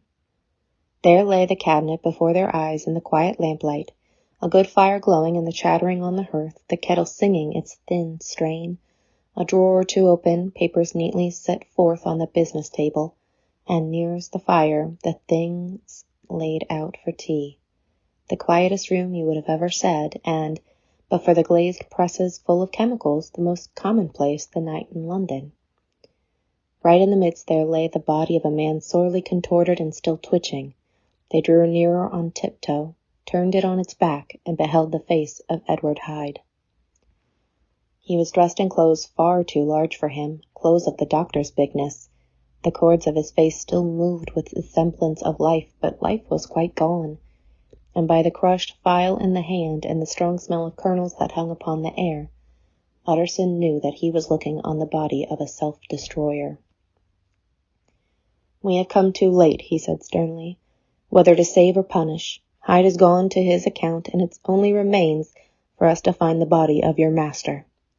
The far greater proportion of the building was occupied by the theatre, which filled almost the whole ground story and was lighted from above, and by the cabinet, which formed an upper story at one end and looked upon the court. A corridor joined the theatre to the door on the by-street, and with this the cabinet communicated separately by a second flight of stairs. There were besides a few dark closets and a spacious cellar. All these they now thoroughly examined. Each closet needed but a glance, for all were empty, and all, by the dust that fell from their doors, had stood long unopened. The cellar indeed was filled with crazy lumber, mostly dating from the times of the surgeon who was Jekyll's predecessor, but even as they opened the door they were advised of the uselessness of further search, by the fall of a perfect mat of cobwebs which had for years sealed up the entrance. Nowhere was there any trace of Henry Jekyll, dead or alive. Poole stamped on the flags of the corridor. "He must be buried here," he said, hearkening to the sound. "Or he may have fled," said Utterson, and he turned to examine the door in the by-street. It was locked, and lying near by on the flags they found the key, already stained with rust. "This does not look like use," observed the lawyer. "Use!" echoed Poole. "Do you not see, sir, it is broken, much as if a man had stamped on it?" "Aye," continued Utterson, "and the fractures, too, are rusty." The 2 men looked at each other with a scare. "This is beyond me, Poole," said the lawyer. "Let us go back to the cabinet." They mounted the stair in silence, and still, with an occasional awestruck glance at the dead body, proceeded more thoroughly to examine the contents of the cabinet. At one table there were traces of chemical work, various measured heaps of some white salt being laid on glass saucers, as though for an experiment in which the unhappy man had been prevented. "That is the same drug that I was always bringing him," said Poole, and even as he spoke, the kettle, with a startling noise, boiled over. This brought them to the fireside, where the easy-chair was drawn cosily up, and the tea-things stood ready to the sitter's elbow, the very sugar in the cup. There were several books on a shelf. One lay beside the tea-things, open, and Utterson was amazed to find it a copy of a pious work, for which Jekyll had several times expressed a great esteem, annotated in his own hand with startling blasphemies. Next, in the course of their review of the chamber, the searchers came to the cheval-glass, into whose depths they looked with an involuntary horror, but it was so turned as to show them nothing but the rosy glow playing on the roof, the fire sparkling in 100 repetitions along the glazed front of the presses, and their own pale and fearful countenances stooping to look in. "This glass have seen some strange things, sir," whispered Poole. "And surely none stranger than itself," echoed the lawyer in the same tones. For what did Jekyll? He caught himself up at the word with a start, and then conquering the weakness. "What could Jekyll want with it?" he said. "You may say that," said Poole. Next they turned to the business table. On the desk, among the neat array of papers, a large envelope was uppermost, and bore in the doctor's hand the name of Mr. Utterson. The lawyer unsealed it, and several enclosures fell to the floor. The first was a will, drawn in the same eccentric terms as the one which he had returned 6 months before, to serve as a testament in case of death and as a deed of gift in case of disappearance. But in place of the name of Edward Hyde, the lawyer, with indescribable amazement, read the name of Gabriel John Utterson. He looked at Poole, and then back at the paper, and last of all at the dead malefactor stretched upon the carpet. "My head goes round," he said. "He has been all these days in possession. He had no cause to like me. He must have raged to see himself displaced. And he has not destroyed this document?" He caught up the next paper. It was a brief note in the doctor's hand and dated the top. "Oh, Poole," the lawyer cried, "he was alive and here this day. He cannot have been disposed of in so short of a space. He must be still alive. He must have fled. And then why fled, and how?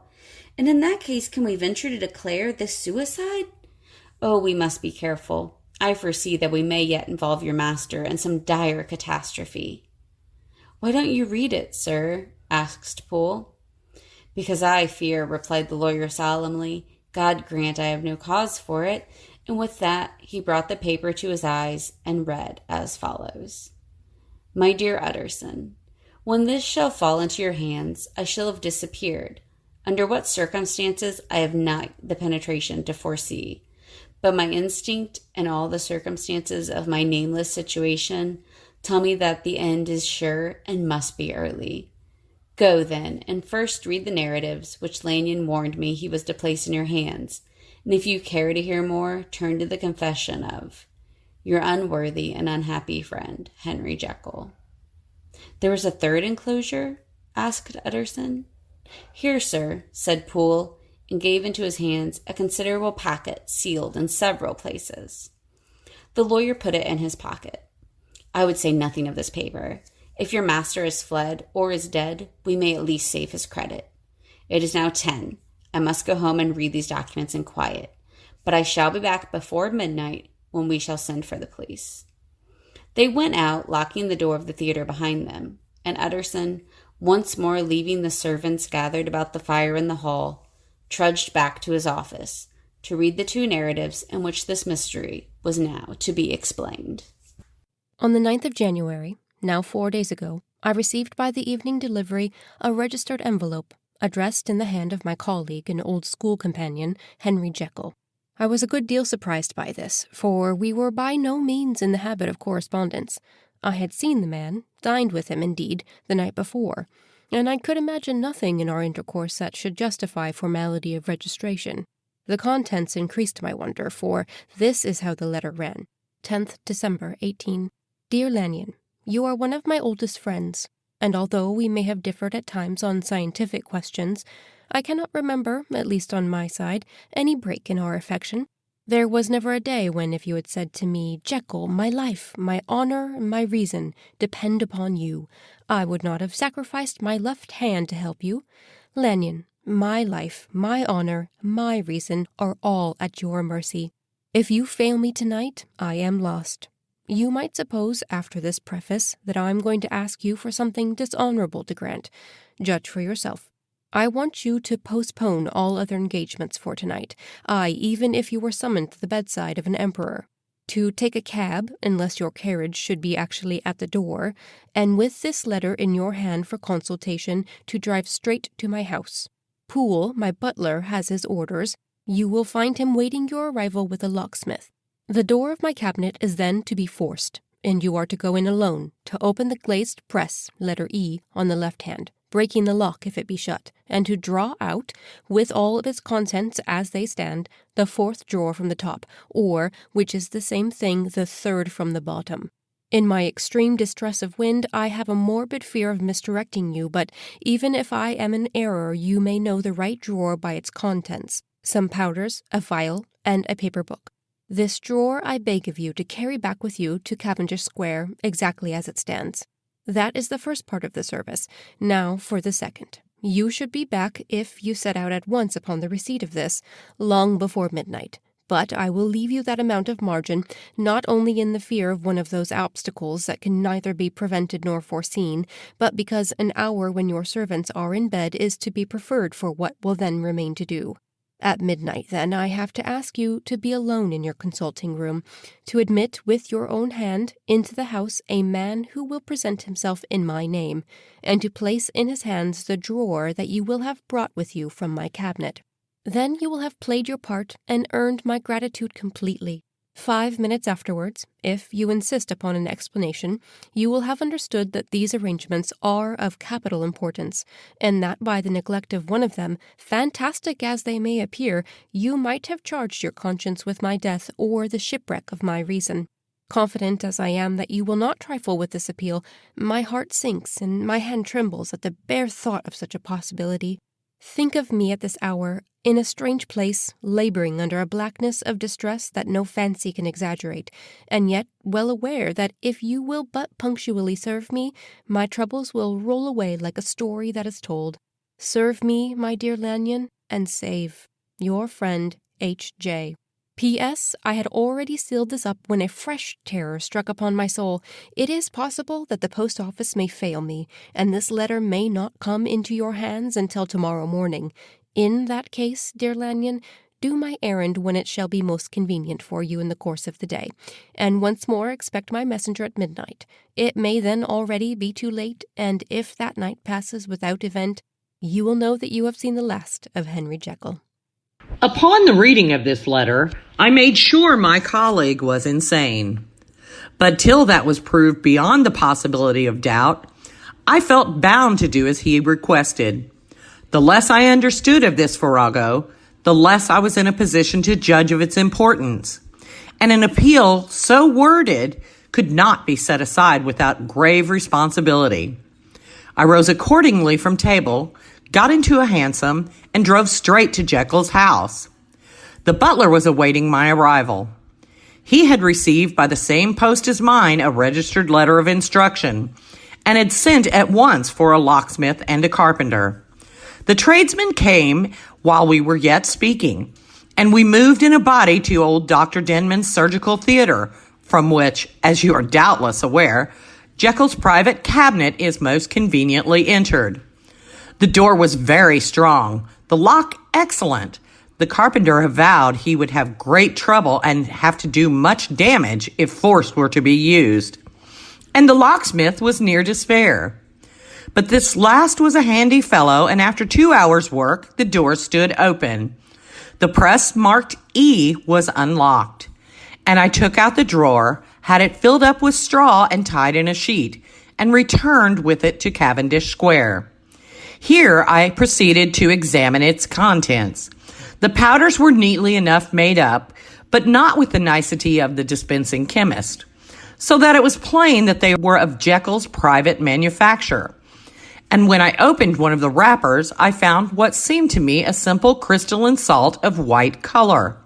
The vial, to which I next turned my attention, might have been about half full of a blood-red liqueur, which was highly pungent to the sense of smell, and seemed to me to contain phosphorus and some volatile ether. At the other ingredients I could make no guess. The book was an ordinary version book and contained little but a series of dates. These covered a period of many years, but I observed that the entries ceased nearly a year ago and quite abruptly. Here and there a brief remark was appended to a date, usually no more than a single word. Double occurring perhaps 6 times in a total of several hundred entries, and once Very early in the list, and followed by several marks of exclamation, total failure. All this, though it whetted my curiosity, told me little what was definite. Here were a phial of some tincture, a paper of some salt, and the record of a series of experiments that had led, like too many of Jekyll's investigations, to no end of practical usefulness. How could the presence of these articles in my house affect either the honor, the sanity, or the life of my flighty colleague? If his messenger could go to one place, why could he not go to another? And even granting some impediment, why was this gentleman to be received by me in secret? The more I reflected, the more convinced I grew that I was dealing with a case of cerebral disease. And though I dismissed my servants to bed, I loaded an old revolver that I might be found in some posture of self-defense. 12 o'clock had scarce rung out over London ere the knocker sounded very gently on the door. I went myself at the summons, and found a small man crouching against the pillars of the portico. "Are you come from Dr. Jekyll?" I asked.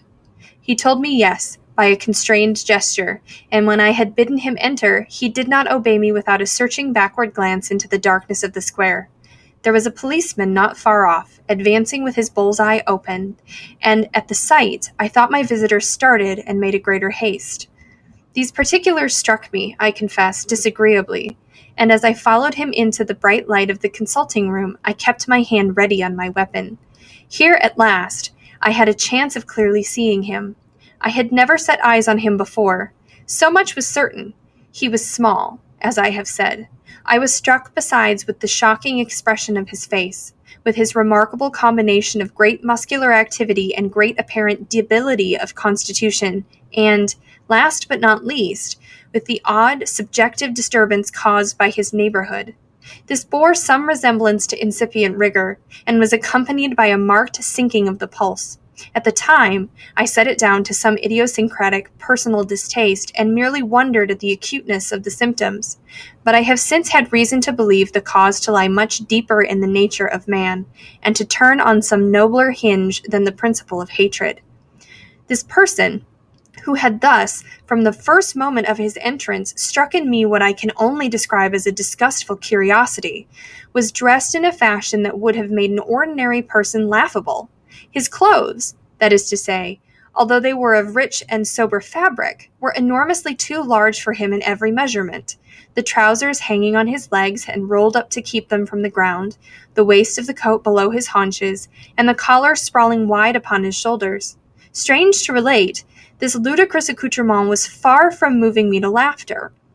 Rather, as there was something abnormal and misbegotten in the very essence of the creature that now faced me, something seizing, surprising, and revolting, this fresh disparity seemed but to fit in with and to reinforce it, so that to my interest in the man's nature and character, there was added a curiosity as to his origin, his life, his fortune, and status in the world. These observations, though they have taken so great a space to be set down in, were yet the work of a few seconds. My visitor was, indeed, on fire with somber excitement. "Have you got it?" he cried. "Have you got it?" And so lively was his impatience that he even laid his hand upon my arm and sought to shake me. I put him back, conscious at his touch of a certain icy pang along my blood. "Come, sir," said I, "you forget that I have not yet the pleasure of your acquaintance. Be seated, if you please." And I showed him an example, and sat down myself in my customary seat, and with as far in imitation of my ordinary manner to a patient, as the lateness of the hour, the nature of my preoccupations, and the horror I had of my visitor would suffer me to muster. "I beg your pardon, Dr. Lanyon," he replied civilly enough. "What you say is very well founded, and my impatience has shown its heels to my politeness. I come here at the insistence of your colleague, Dr. Henry Jekyll, on a piece of business of some moment, and I understood." He paused and put his hand to his throat, and I could see, in spite of his collected manner, that he was wrestling against the approaches of the hysteria. "I understood a drawer," but here I took pity on my visitor's suspense, and some perhaps on my own growing curiosity.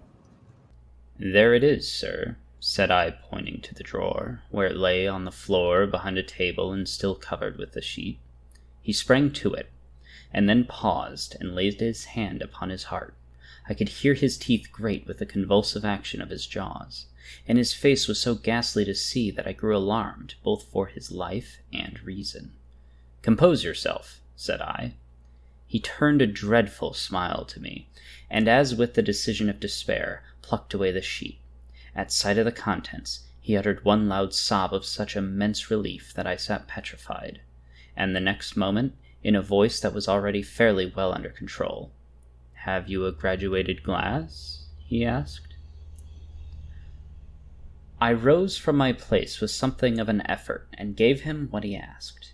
He thanked me with a smiling nod, measured out a few minims of the red tincture, and added one of the powders. The mixture, which was at first of a reddish hue, began in proportion as the crystals melted to brighten in color, to effervesce audibly, and to throw off small fumes of vapor.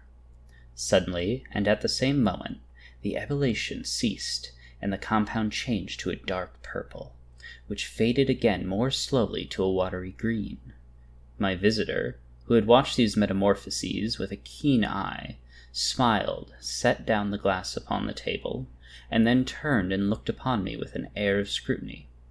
"And now," said he, "to settle what remains, will you be wise? Will you be guided?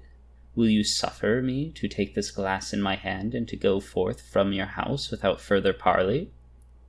Or has the greed of curiosity too much command of you? Think before you answer, for it shall be done as you decide. As you decide, you shall be left as you were before, and neither richer nor wiser, unless the sense of service rendered to a man in mortal distress may be counted as a kind of riches of the soul. Or, if you shall so prefer to choose, a new province of knowledge and new avenues to fame and power shall be laid upon to you, here, in this room, upon the instant, and your sight shall be blasted by a prodigy to stagger the unbelief of Satan." "Sir," said I, affecting a coolness that I was far from truly possessing, "you speak enigmas, and you will perhaps not wonder that I hear you with no very strong impression of belief. But I have gone too far in the way of inexplicable services to pause before I see the end." "It is well," replied my visitor. "Lanyon, you remember your vows. What follows is under the seal of our profession. And now, you who have so long been bound to the most narrow and material views, you who have denied the virtue of transcendental medicine, you who have derided your superiors, behold." He put the glass to his lips and drank at one gulp. A cry followed. He reeled, staggered, clutched at the table and held on, staring with injected eyes, gasping with open mouth. And as I looked there came, I thought, a change. He seemed to swell. His face became suddenly black, and the features seemed to melt and alter, and the next moment I had sprung to my feet and leapt back against the wall, my arm raised to shield me from that prodigy, my mind submerged in terror. "Oh, God!" I screamed, and "Oh, God!" again, and there before my eyes, pale and shaken, and half fainting, and groping before him with his hands like a man restored from death, there stood Henry Jekyll. What he told me in the next hour, I cannot bring my mind to set on paper. I saw what I saw, I heard what I heard, and my soul sickened at it. And yet now, when that sight was faded from my eyes, I ask myself if I believe it, and I cannot answer. My life is shaken to its roots. Sleep has left me. The deadliest terror sits by me at all hours of the day and night. I feel that my days are numbered, and that I must die, and yet I shall die incredulous. As for the moral turpitude, that man unveiled to me, even with the tears of penitence. I cannot, even in memory, dwell on it without a start of horror. I will say but one thing, Utterson, and that, if you can bring your mind to credit it, will be more than enough. The creature who crept into my house that night was, on Jekyll's own confession, known by the name of Hyde, and hunted for in every corner of the land as the murderer of Carew. Hasty Lanyon. I was born in the year 18 to a large fortune, endowed besides with excellent parts, inclined by nature to industry, fond of the respect of the wise and good among my fellow men, and thus, as might have been supposed, with every guarantee of an honourable and distinguished future. And indeed the worst of my faults was a certain impatient gaiety of disposition, such as has made the happiness of many, but such as I found it hard to reconcile with my imperious desire to carry my head high, and wear a more than commonly grave countenance before the public. Hence it came about that I concealed my pleasures, and that when I reached years of reflection and began to look round me and take stock of my progress and position in the world, I stood already committed to a profound duplicity of life. Many a man would have even blazoned such irregularities as I was guilty of, but from the high views that I had set before me, I regarded and hid them with an almost morbid sense of shame. It was thus rather the exacting nature of my aspirations than any particular degradation in my faults that made me what I was, and, with even a deeper trench than in the majority of men, severed in me those provinces of good and ill which divide and compound man's dual nature. In this case I was driven to reflect deeply and inveterately on that hard law of life which lies at the root of religion, and is one of the most plentiful springs of distress. Though so profound a double-dealer, I was in no sense a hypocrite. Both sides of me were in dead earnest. I was no more myself when I laid aside restraint and plunged in shame, than when I laboured, in the eye of day, at the furtherance of knowledge, or the relief of sorrow and suffering. And it chanced that the direction of my scientific studies, which led wholly towards the mystic and the transcendental, reacted and shed a strong light on this consciousness of the perennial war among my members. With every day, from both sides of my intelligence, the moral and the intellectual, I thus drew steadily nearer to that truth, by whose partial discovery I have been doomed to such a dreadful shipwreck, that man is not truly one, but truly two. I say two, because the state of my own knowledge does not pass beyond that point. Others will follow, others will outstrip me on the same lines, and I hazard the guess that man will be ultimately known for a mere polity of multifarious, incongruous, and independent denizens. I, for my part, from the nature of my life, advanced infallibly in one direction and in one direction only. It was on the moral side and in my own person that I learned to recognize the thorough and primitive duality of man.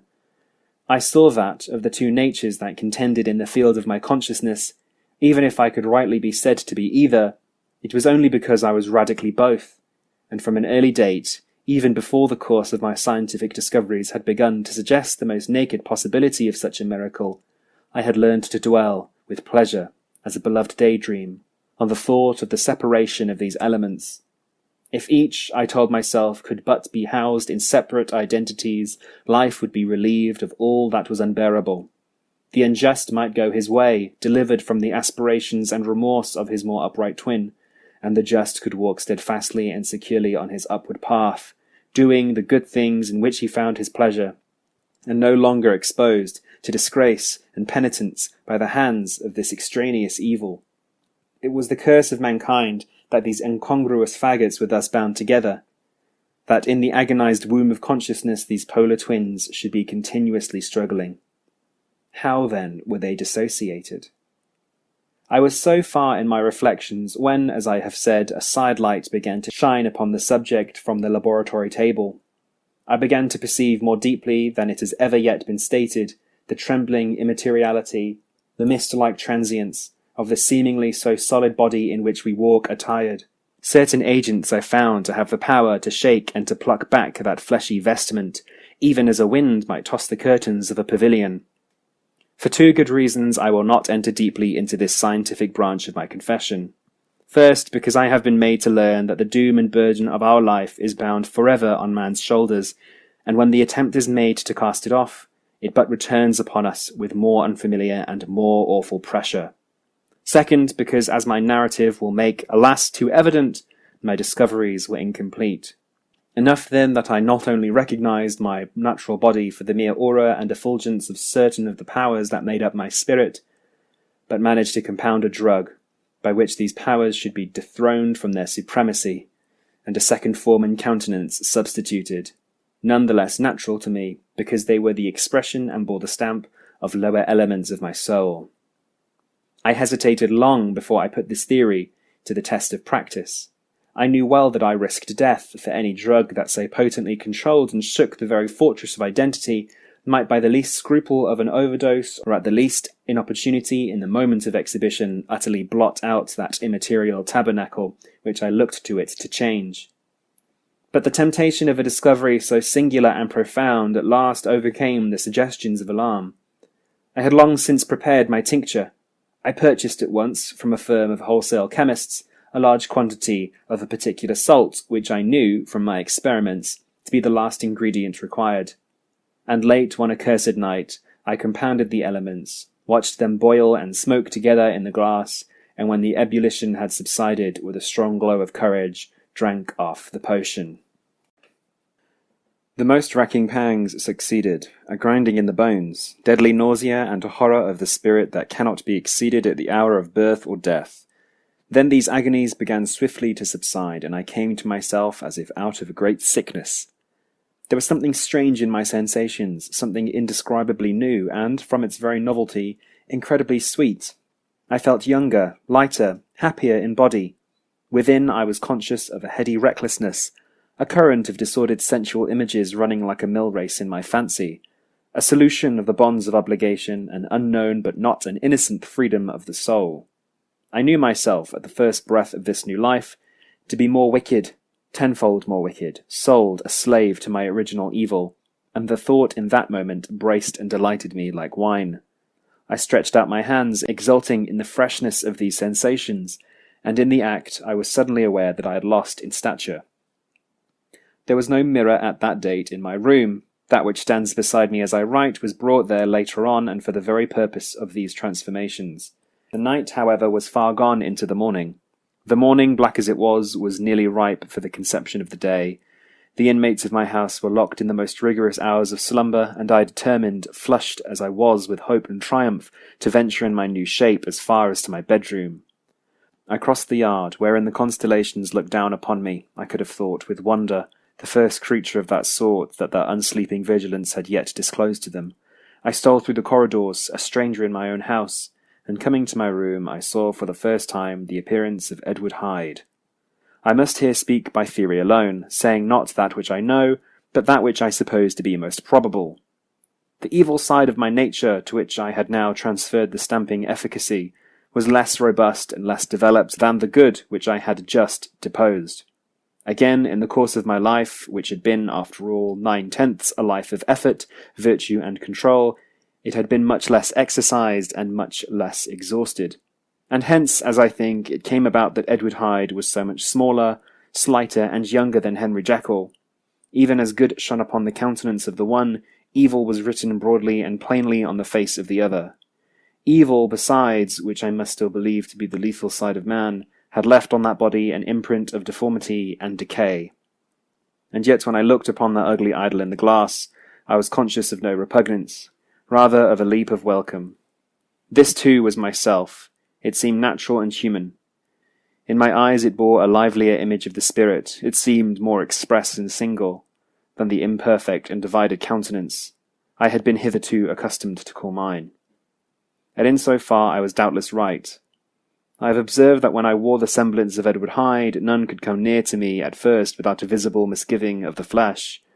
This, as I take it, was because all human beings, as we meet them, are commingled out of good and evil, and Edward Hyde, alone in the ranks of mankind, was pure evil. I lingered but a moment at the mirror. The second and conclusive experiment had yet to be attempted. It yet remained to be seen if I had lost my identity beyond redemption and must flee before daylight from a house that was no longer mine, and hurrying back to my cabinet, I once more prepared and drank the cup, once more suffered the pangs of dissolution, and came to myself once more with the character, the stature, and the face of Henry Jekyll. That night I had come to the fatal crossroads. Had I approached my discovery in a more noble spirit, had I risked the experiment while under the empire of generous or pious aspirations, all must have been otherwise, and from these agonies of death and birth I had come forth an angel instead of a fiend. The drug had no discriminating action. It was neither diabolical nor divine. It but shook the doors of the prison house of my disposition, and like the captives of Philippi, That which stood within ran forth. At that time my virtue slumbered, my evil, kept awake by ambition, was alert and swift to seize the occasion, and the thing that was projected was Edward Hyde. Hence, although I had now two characters as well as two appearances, one was wholly evil, and the other was still the old Henry Jekyll, that incongruous compound of whose reformation and improvement I had already learned to despair. The movement was thus wholly toward the worse. Even at that time I had not yet conquered my aversion to the dryness of a life of study. I would still be merrily disposed at times, and as my pleasures were, to say the least, undignified, and I was not only well known and highly considered, but growing towards the elderly man, this incoherency of my life was daily growing more unwelcome. It was on this side that my new power tempted me until I fell in slavery. I had but to drink the cup to doff at once the body of the noted professor, and to assume like a thick cloak that of Edward Hyde. I smiled at the notion. It seemed to me at the time to be humorous, and I made my preparations with the most studious care. I took and furnished that house in Soho to which Hyde was tracked by the police, and engaged as housekeeper a creature whom I well knew to be silent and unscrupulous. On the other side, I announced to my servants that a Mr. Hyde, whom I described, was to have full liberty and power about my house in the square, and to parry mishaps, I even called and made myself a familiar object, in my second character. I next drew up that will to which you so much objected, so that if anything befell me in the person of Dr. Jekyll, I could enter on that of Edward Hyde, without pecuniary loss. And thus forfeited, as I supposed, on every side, I began to profit by the strange immunities of my position. Men have before hired bravos to transact their crimes, while their own person and reputation sat under shelter. I was the first that ever did so for his pleasures. I was the first that could thus plod in the public eye with a load of genial respectability, and in a moment like a schoolboy strip off these lendings and spring headlong into a sea of liberty. But for me, in my impenetrable mantle, the safety was complete. Think of it, I did not even exist. Let me but escape into my laboratory door, give me but a second or two to mix and swallow the draught that I had always standing ready, and whatever he had done, Edward Hyde would pass away like the stain of breath upon a mirror. And there in his stead, quietly at home, trimming the midnight lamp in his study, a man who could afford to laugh at suspicion would be Henry Jekyll.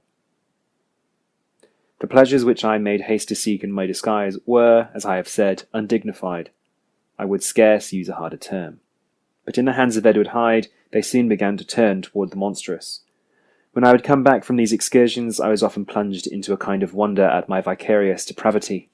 This familiar that I called out of my own soul, and sent forth alone to do his good pleasure, was a being inherently malign and villainous, his every act and thought centred on self, drinking pleasure with bestial avidity from any degree of torture to another, relentless like a man of stone.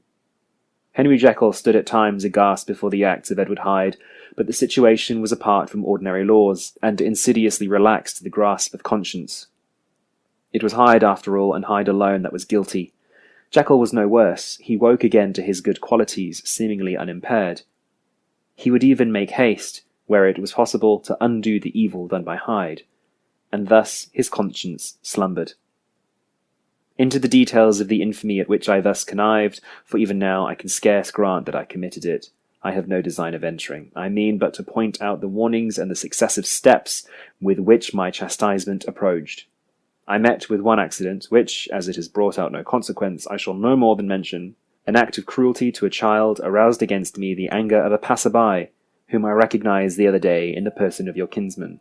The doctor and the child's family joined him. There were moments when I feared for my life, and at last, in order to pacify their too just resentment, Edward Hyde had to bring them to the door, and pay them in a cheque drawn in the name of Henry Jekyll. But this danger was easily eliminated from the future by opening an account at another bank in the name of Edward Hyde himself, and when, by sloping my own hand backward, I had supplied my double with a signature, I thought I sat beyond the reach of fate. Some 2 months before the murder of Sir Danvers, I had been out for one of my adventures, had returned at a late hour, and woke the next day in bed with somewhat odd sensations. It was in vain I looked about me, in vain I saw the decent furniture and tall proportions of my room in the square, in vain that I recognized the pattern of the bed-curtains and the design of the mahogany frame. Something still kept insisting that I was not where I was, that I had not wakened where I seemed to be, but in the little room in Soho where I was accustomed to sleep in the body of Edward Hyde. I smiled to myself, and in my psychological way began lazily to require into the elements of this illusion, occasionally, even as I did so, dropping back into a comfortable morning doze. I was still so engaged when, in one of my more wakeful moments, my eyes fell upon my hand. Now the hand of Henry Jekyll, as you have often remarked, was professional in shape and size. It was large, firm, white and comely. But the hand which I now saw, clearly enough in the yellow light of a mid-London morning, lying half shut on the bedclothes, was lean, corded, knuckly, of a dusky pallor, and thickly shaded with a swart growth of hair. It was the hand of Edward Hyde. I must have stared upon it for near half a minute, sunk as I was in the mere stupidity of wonder, before terror woke up in my breast as sudden and startling as the crash of cymbals, and bounding from my bed, I rushed to the mirror. At the sight that met my eyes, my blood was changed into something exquisitely thin and icy. Yes, I had gone to bed, Henry Jekyll. I had awakened Edward Hyde. How was this to be explained, I asked myself. And then, with another bound of terror, how was it to be remedied? It was well on in the morning. The servants were all up. All my drugs were in the cabinet. A long journey down 2 pairs of stairs, through the back passage, across the open court, and through the anatomical theatre, from where I was then standing, horror-struck. It might indeed be possible to cover my face, but of what use was that when I was unable to conceal the alteration in my stature? And then, with an overpowering sweetness of relief, it came back upon my mind that the servants were already used to the coming and going of my second self. I had soon dressed as well as I was able in clothes of my own size, had soon passed through the house, where Bradshaw stared and drew back at seeing Mr. Hyde at such an hour and in such a strange array, and 10 minutes later Dr. Jekyll had returned to his own shape, and was sitting down with a darkened brow to make a feint of breakfasting. Small, indeed, was my appetite. This inexplicable incident, this reversal of my previous experience, seemed, like the Babylonian finger on the wall, to be spelling out the letters of my judgment, and I began to reflect more seriously than ever before on the issues and possibilities of my double existence. That part of me which I had the power of projecting had lately been much exercised and nourished. It had seemed to me of late as though the body of Edward Hyde had grown in stature, as though, when I wore that form, I were conscious of a more generous tide of blood, and I began to spy a danger that if this were much prolonged, the balance of my nature might be permanently overthrown, the power of voluntary change be forfeited, and the character of Edward Hyde become irrevocably mine. The power of the drug had not been always equally displayed. Once, very early in my career, it had totally failed me. Since then, I had been obliged on more than one occasion to double, and once, with infinite risk of death, to treble the amount, and these rare uncertainties had cast hitherto the sole shadow on my contentment. Now, however, in the light of that morning's accident, I was led to remark that whereas, in the beginning, the difficulty had been to throw off the body of Jekyll, it had of late, gradually but decidedly transferred itself to the other side. All things therefore seemed to point to this, that I was slowly losing hold of my original and better self, and becoming slowly incorporated with my second and worse. Between these two, I now felt I had to choose. My two natures had memory in common, but all other faculties were most unequally shared between them. Jekyll, who was composite, now with the most sensitive apprehensions, now with a greedy gusto, projected and shared in the pleasures and adventures of Hyde, but Hyde was indifferent to Jekyll, or but remembered him as the mountain bandit remembers the cavern in which he conceals himself from pursuit. Jekyll had more of a father's interest, Hyde had more than a son's indifference. To cast in my lot with Jekyll was to die to those appetites which I had long secretly indulged and had of late begun to pamper. To cast it in with Hyde was to die to 1,000 interests and aspirations, and to become at a blow and forever despised and friendless. The bargain might appear unequal, but there was still another consideration in the scales, for while Jekyll would suffer smartingly in the fires of abstinence, Hyde would be not even conscious of all that he had lost. Strange as my circumstances were, the terms of this debate are as old and commonplace as man. Much the same inducements and alarms cast the die for any tempted and trembling sinner, and it fell out with me, as it falls with so vast a majority of my fellows, that I chose the better part, and was found wanting in the strength to keep to it. Yes, I preferred the elderly and discontented doctor, surrounded by friends and cherishing honest hopes, and bade a resolute farewell to the liberty, the comparative youth, the light step, leaping impulses, and secret pleasures that I had enjoyed in the disguise of Hyde. I made this choice perhaps with some unconscious reservation, for I neither gave up the house in Soho nor destroyed the clothes of Edward Hyde, which still lay ready in my cabinet. For 2 months, however, I was true to my determination. For 2 months I led a life of such severity as I had never before attained to, and enjoyed the compensations of an approving conscience. But time began at last to obliterate the freshness of my alarm. The praises of conscience had begun to grow into a thing of course. I began to be tortured with throes and longings, as of Hyde struggling after freedom. And at last, in an hour of moral weakness, I once again compounded and swallowed the transforming draught. I do not suppose that, when a drunkard reasons with himself upon his vice, he is once out of 500 times affected by the dangers that he runs through his brutish, physical insensibility. Neither had I, long as I had considered my position, made enough allowance for the complete moral insensibility and insensate readiness to evil, which were the leading characters of Edward Hyde. Yet it was by these that I was punished. My devil had been long caged. He came out roaring. I was conscious, even when I took the draught, of a more unbridled, a more furious propensity to ill.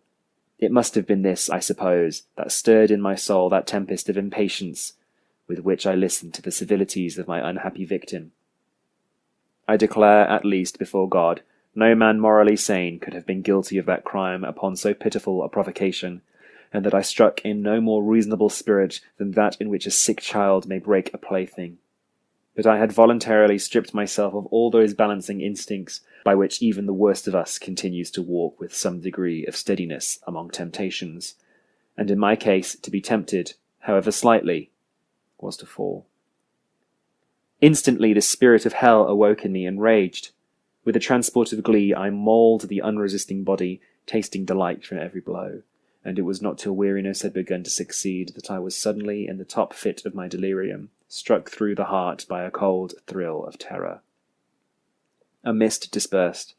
I saw my life to be forfeit, and fled from the scene of these excesses, at once glorying and trembling, my lust of evil gratified and stimulated, my love of life screwed to the topmost peg. I ran to the house in Soho, and, to make assurance doubly sure, destroyed my papers. Thence I set out through the lamplit streets, in the same divided ecstasy of mind, gloating on my crime, light-headedly devising others in the future, and yet still hastening and still hearkening in my wake for the steps of the avenger. Hyde had a song upon his lips as he compounded the draught, and as he drank it pledged the dead man.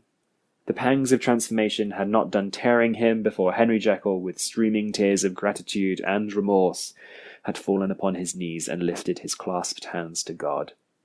The veil of self-indulgence was rent from head to foot. I saw my life as a whole. I followed it up from the days of childhood, when I had walked with my father's hand, and through the self-denying toils of my professional life, to arrive again and again with the same sense of unreality at the damned horrors of the evening. I could have screamed aloud. I sought with tears and prayers to smother down the crowd of hideous images and sounds with which my memory swarmed against me, and still between the petitions the ugly face of my iniquity stared into my soul. As the acuteness of this remorse began to die away, it was succeeded by a sense of joy.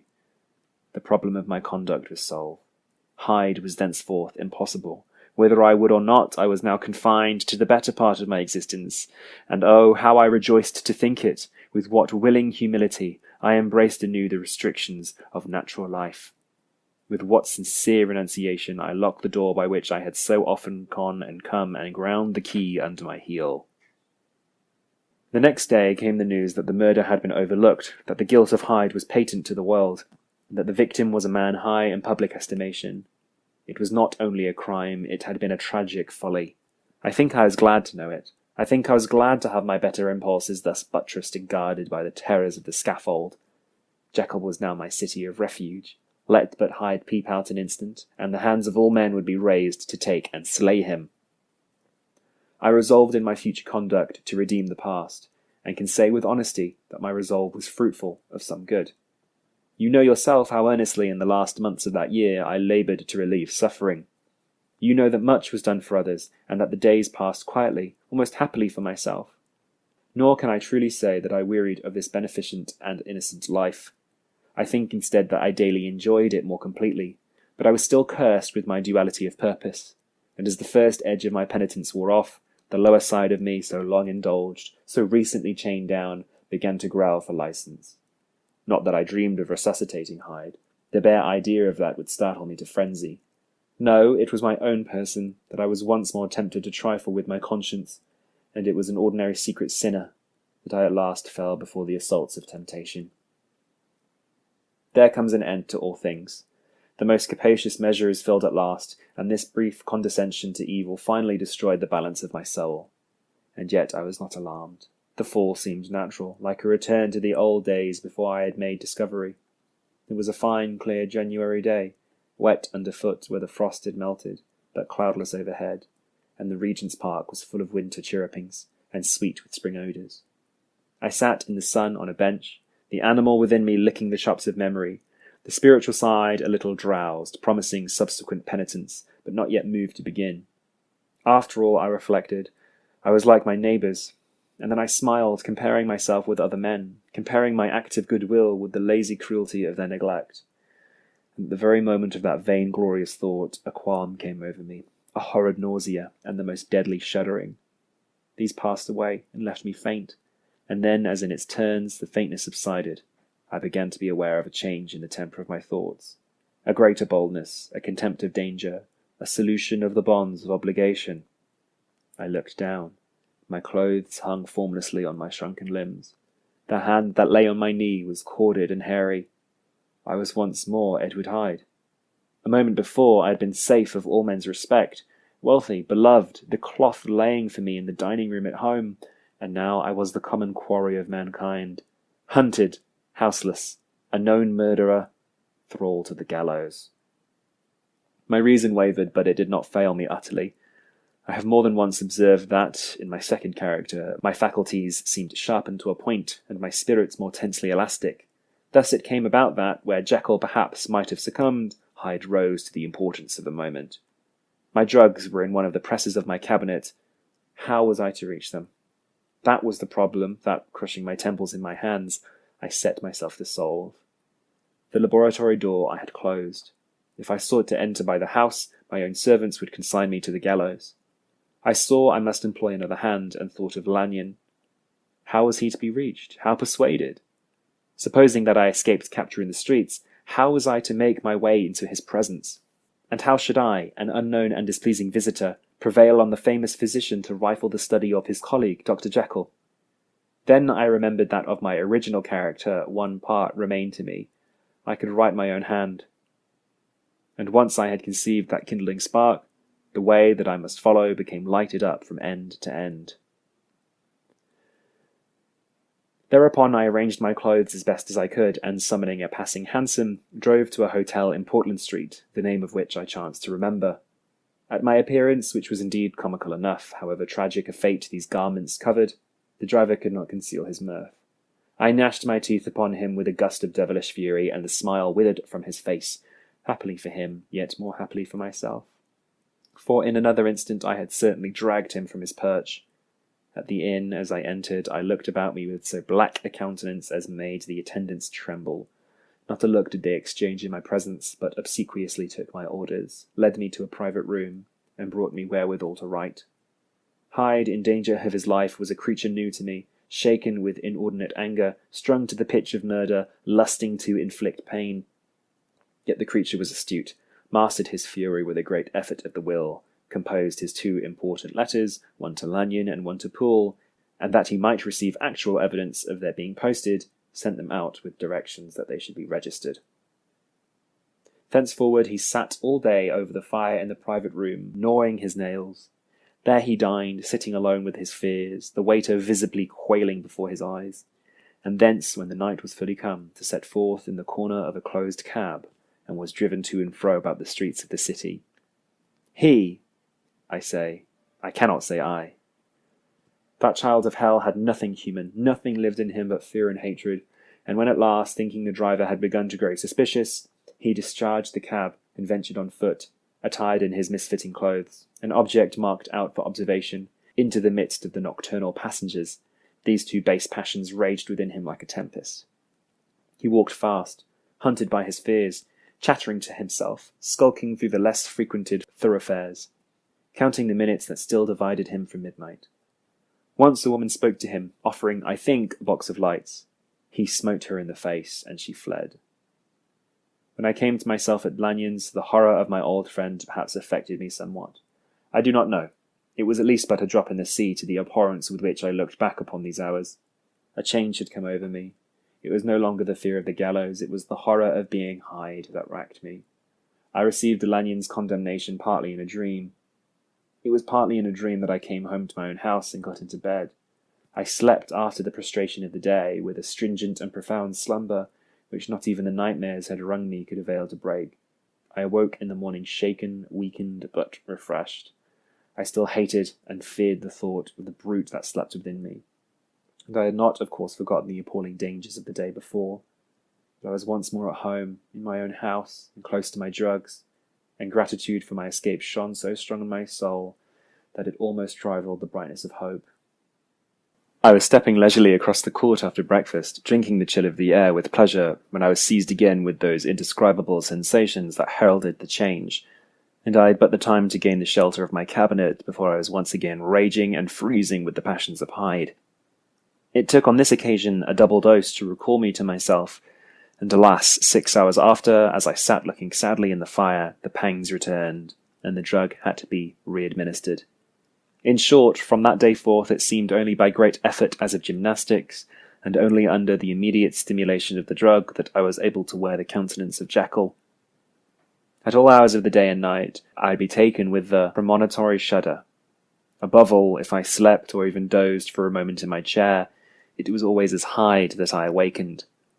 Under the strain of this continually impending doom, and by the sleeplessness to which I now condemned myself, aye, even beyond what I had thought possible to man, I became, in my own person, a creature eaten up and emptied by fever, languidly weak both in body and mind, and solely occupied by one thought, the horror of my other self. But when I slept, or when the virtue of the medicine wore off, I would leap almost without transition, for the pangs of transformation grew daily less marked, into the possession of a fancy brimming with the images of terror, a soul boiling with causeless hatreds, and a body that seemed not strong enough to contain the raging energies of life. The powers of Hyde seemed to have grown with the sickliness of Jekyll, and certainly the hate that now divided them was equal on each side. With Jekyll it was a thing of vital instinct. He had now seen the full deformity of that creature that shared with him some of the phenomena of consciousness, and was co-heir with him to death, and beyond these links of community, which in themselves made the most poignant part of his distress, he thought of Hyde, for all his energy of life, as of something not only hellish, but inorganic. This was the shocking thing, that the slime of the pit seemed to utter cries and voices, that the amorphous dust gesticulated and sinned, that what was dead and had no shape should usurp the offices of life, and this again, that insurgent horror was knit to him closer than a wife, closer than an eye, lay caged in his flesh, where he heard it mutter and felt it struggle to be born, and at every hour of weakness and in the confidence of slumber prevailed against him and deposed him out of life. The hatred of Hyde for Jekyll was of a different order. His tenor of the gallows drove him continually to commit temporary suicide and return to his subordinate station of a part instead of a person. But he loathed the necessity. He loathed the despondency into which Jekyll was now fallen, and he resented the dislike with which he was himself regarded.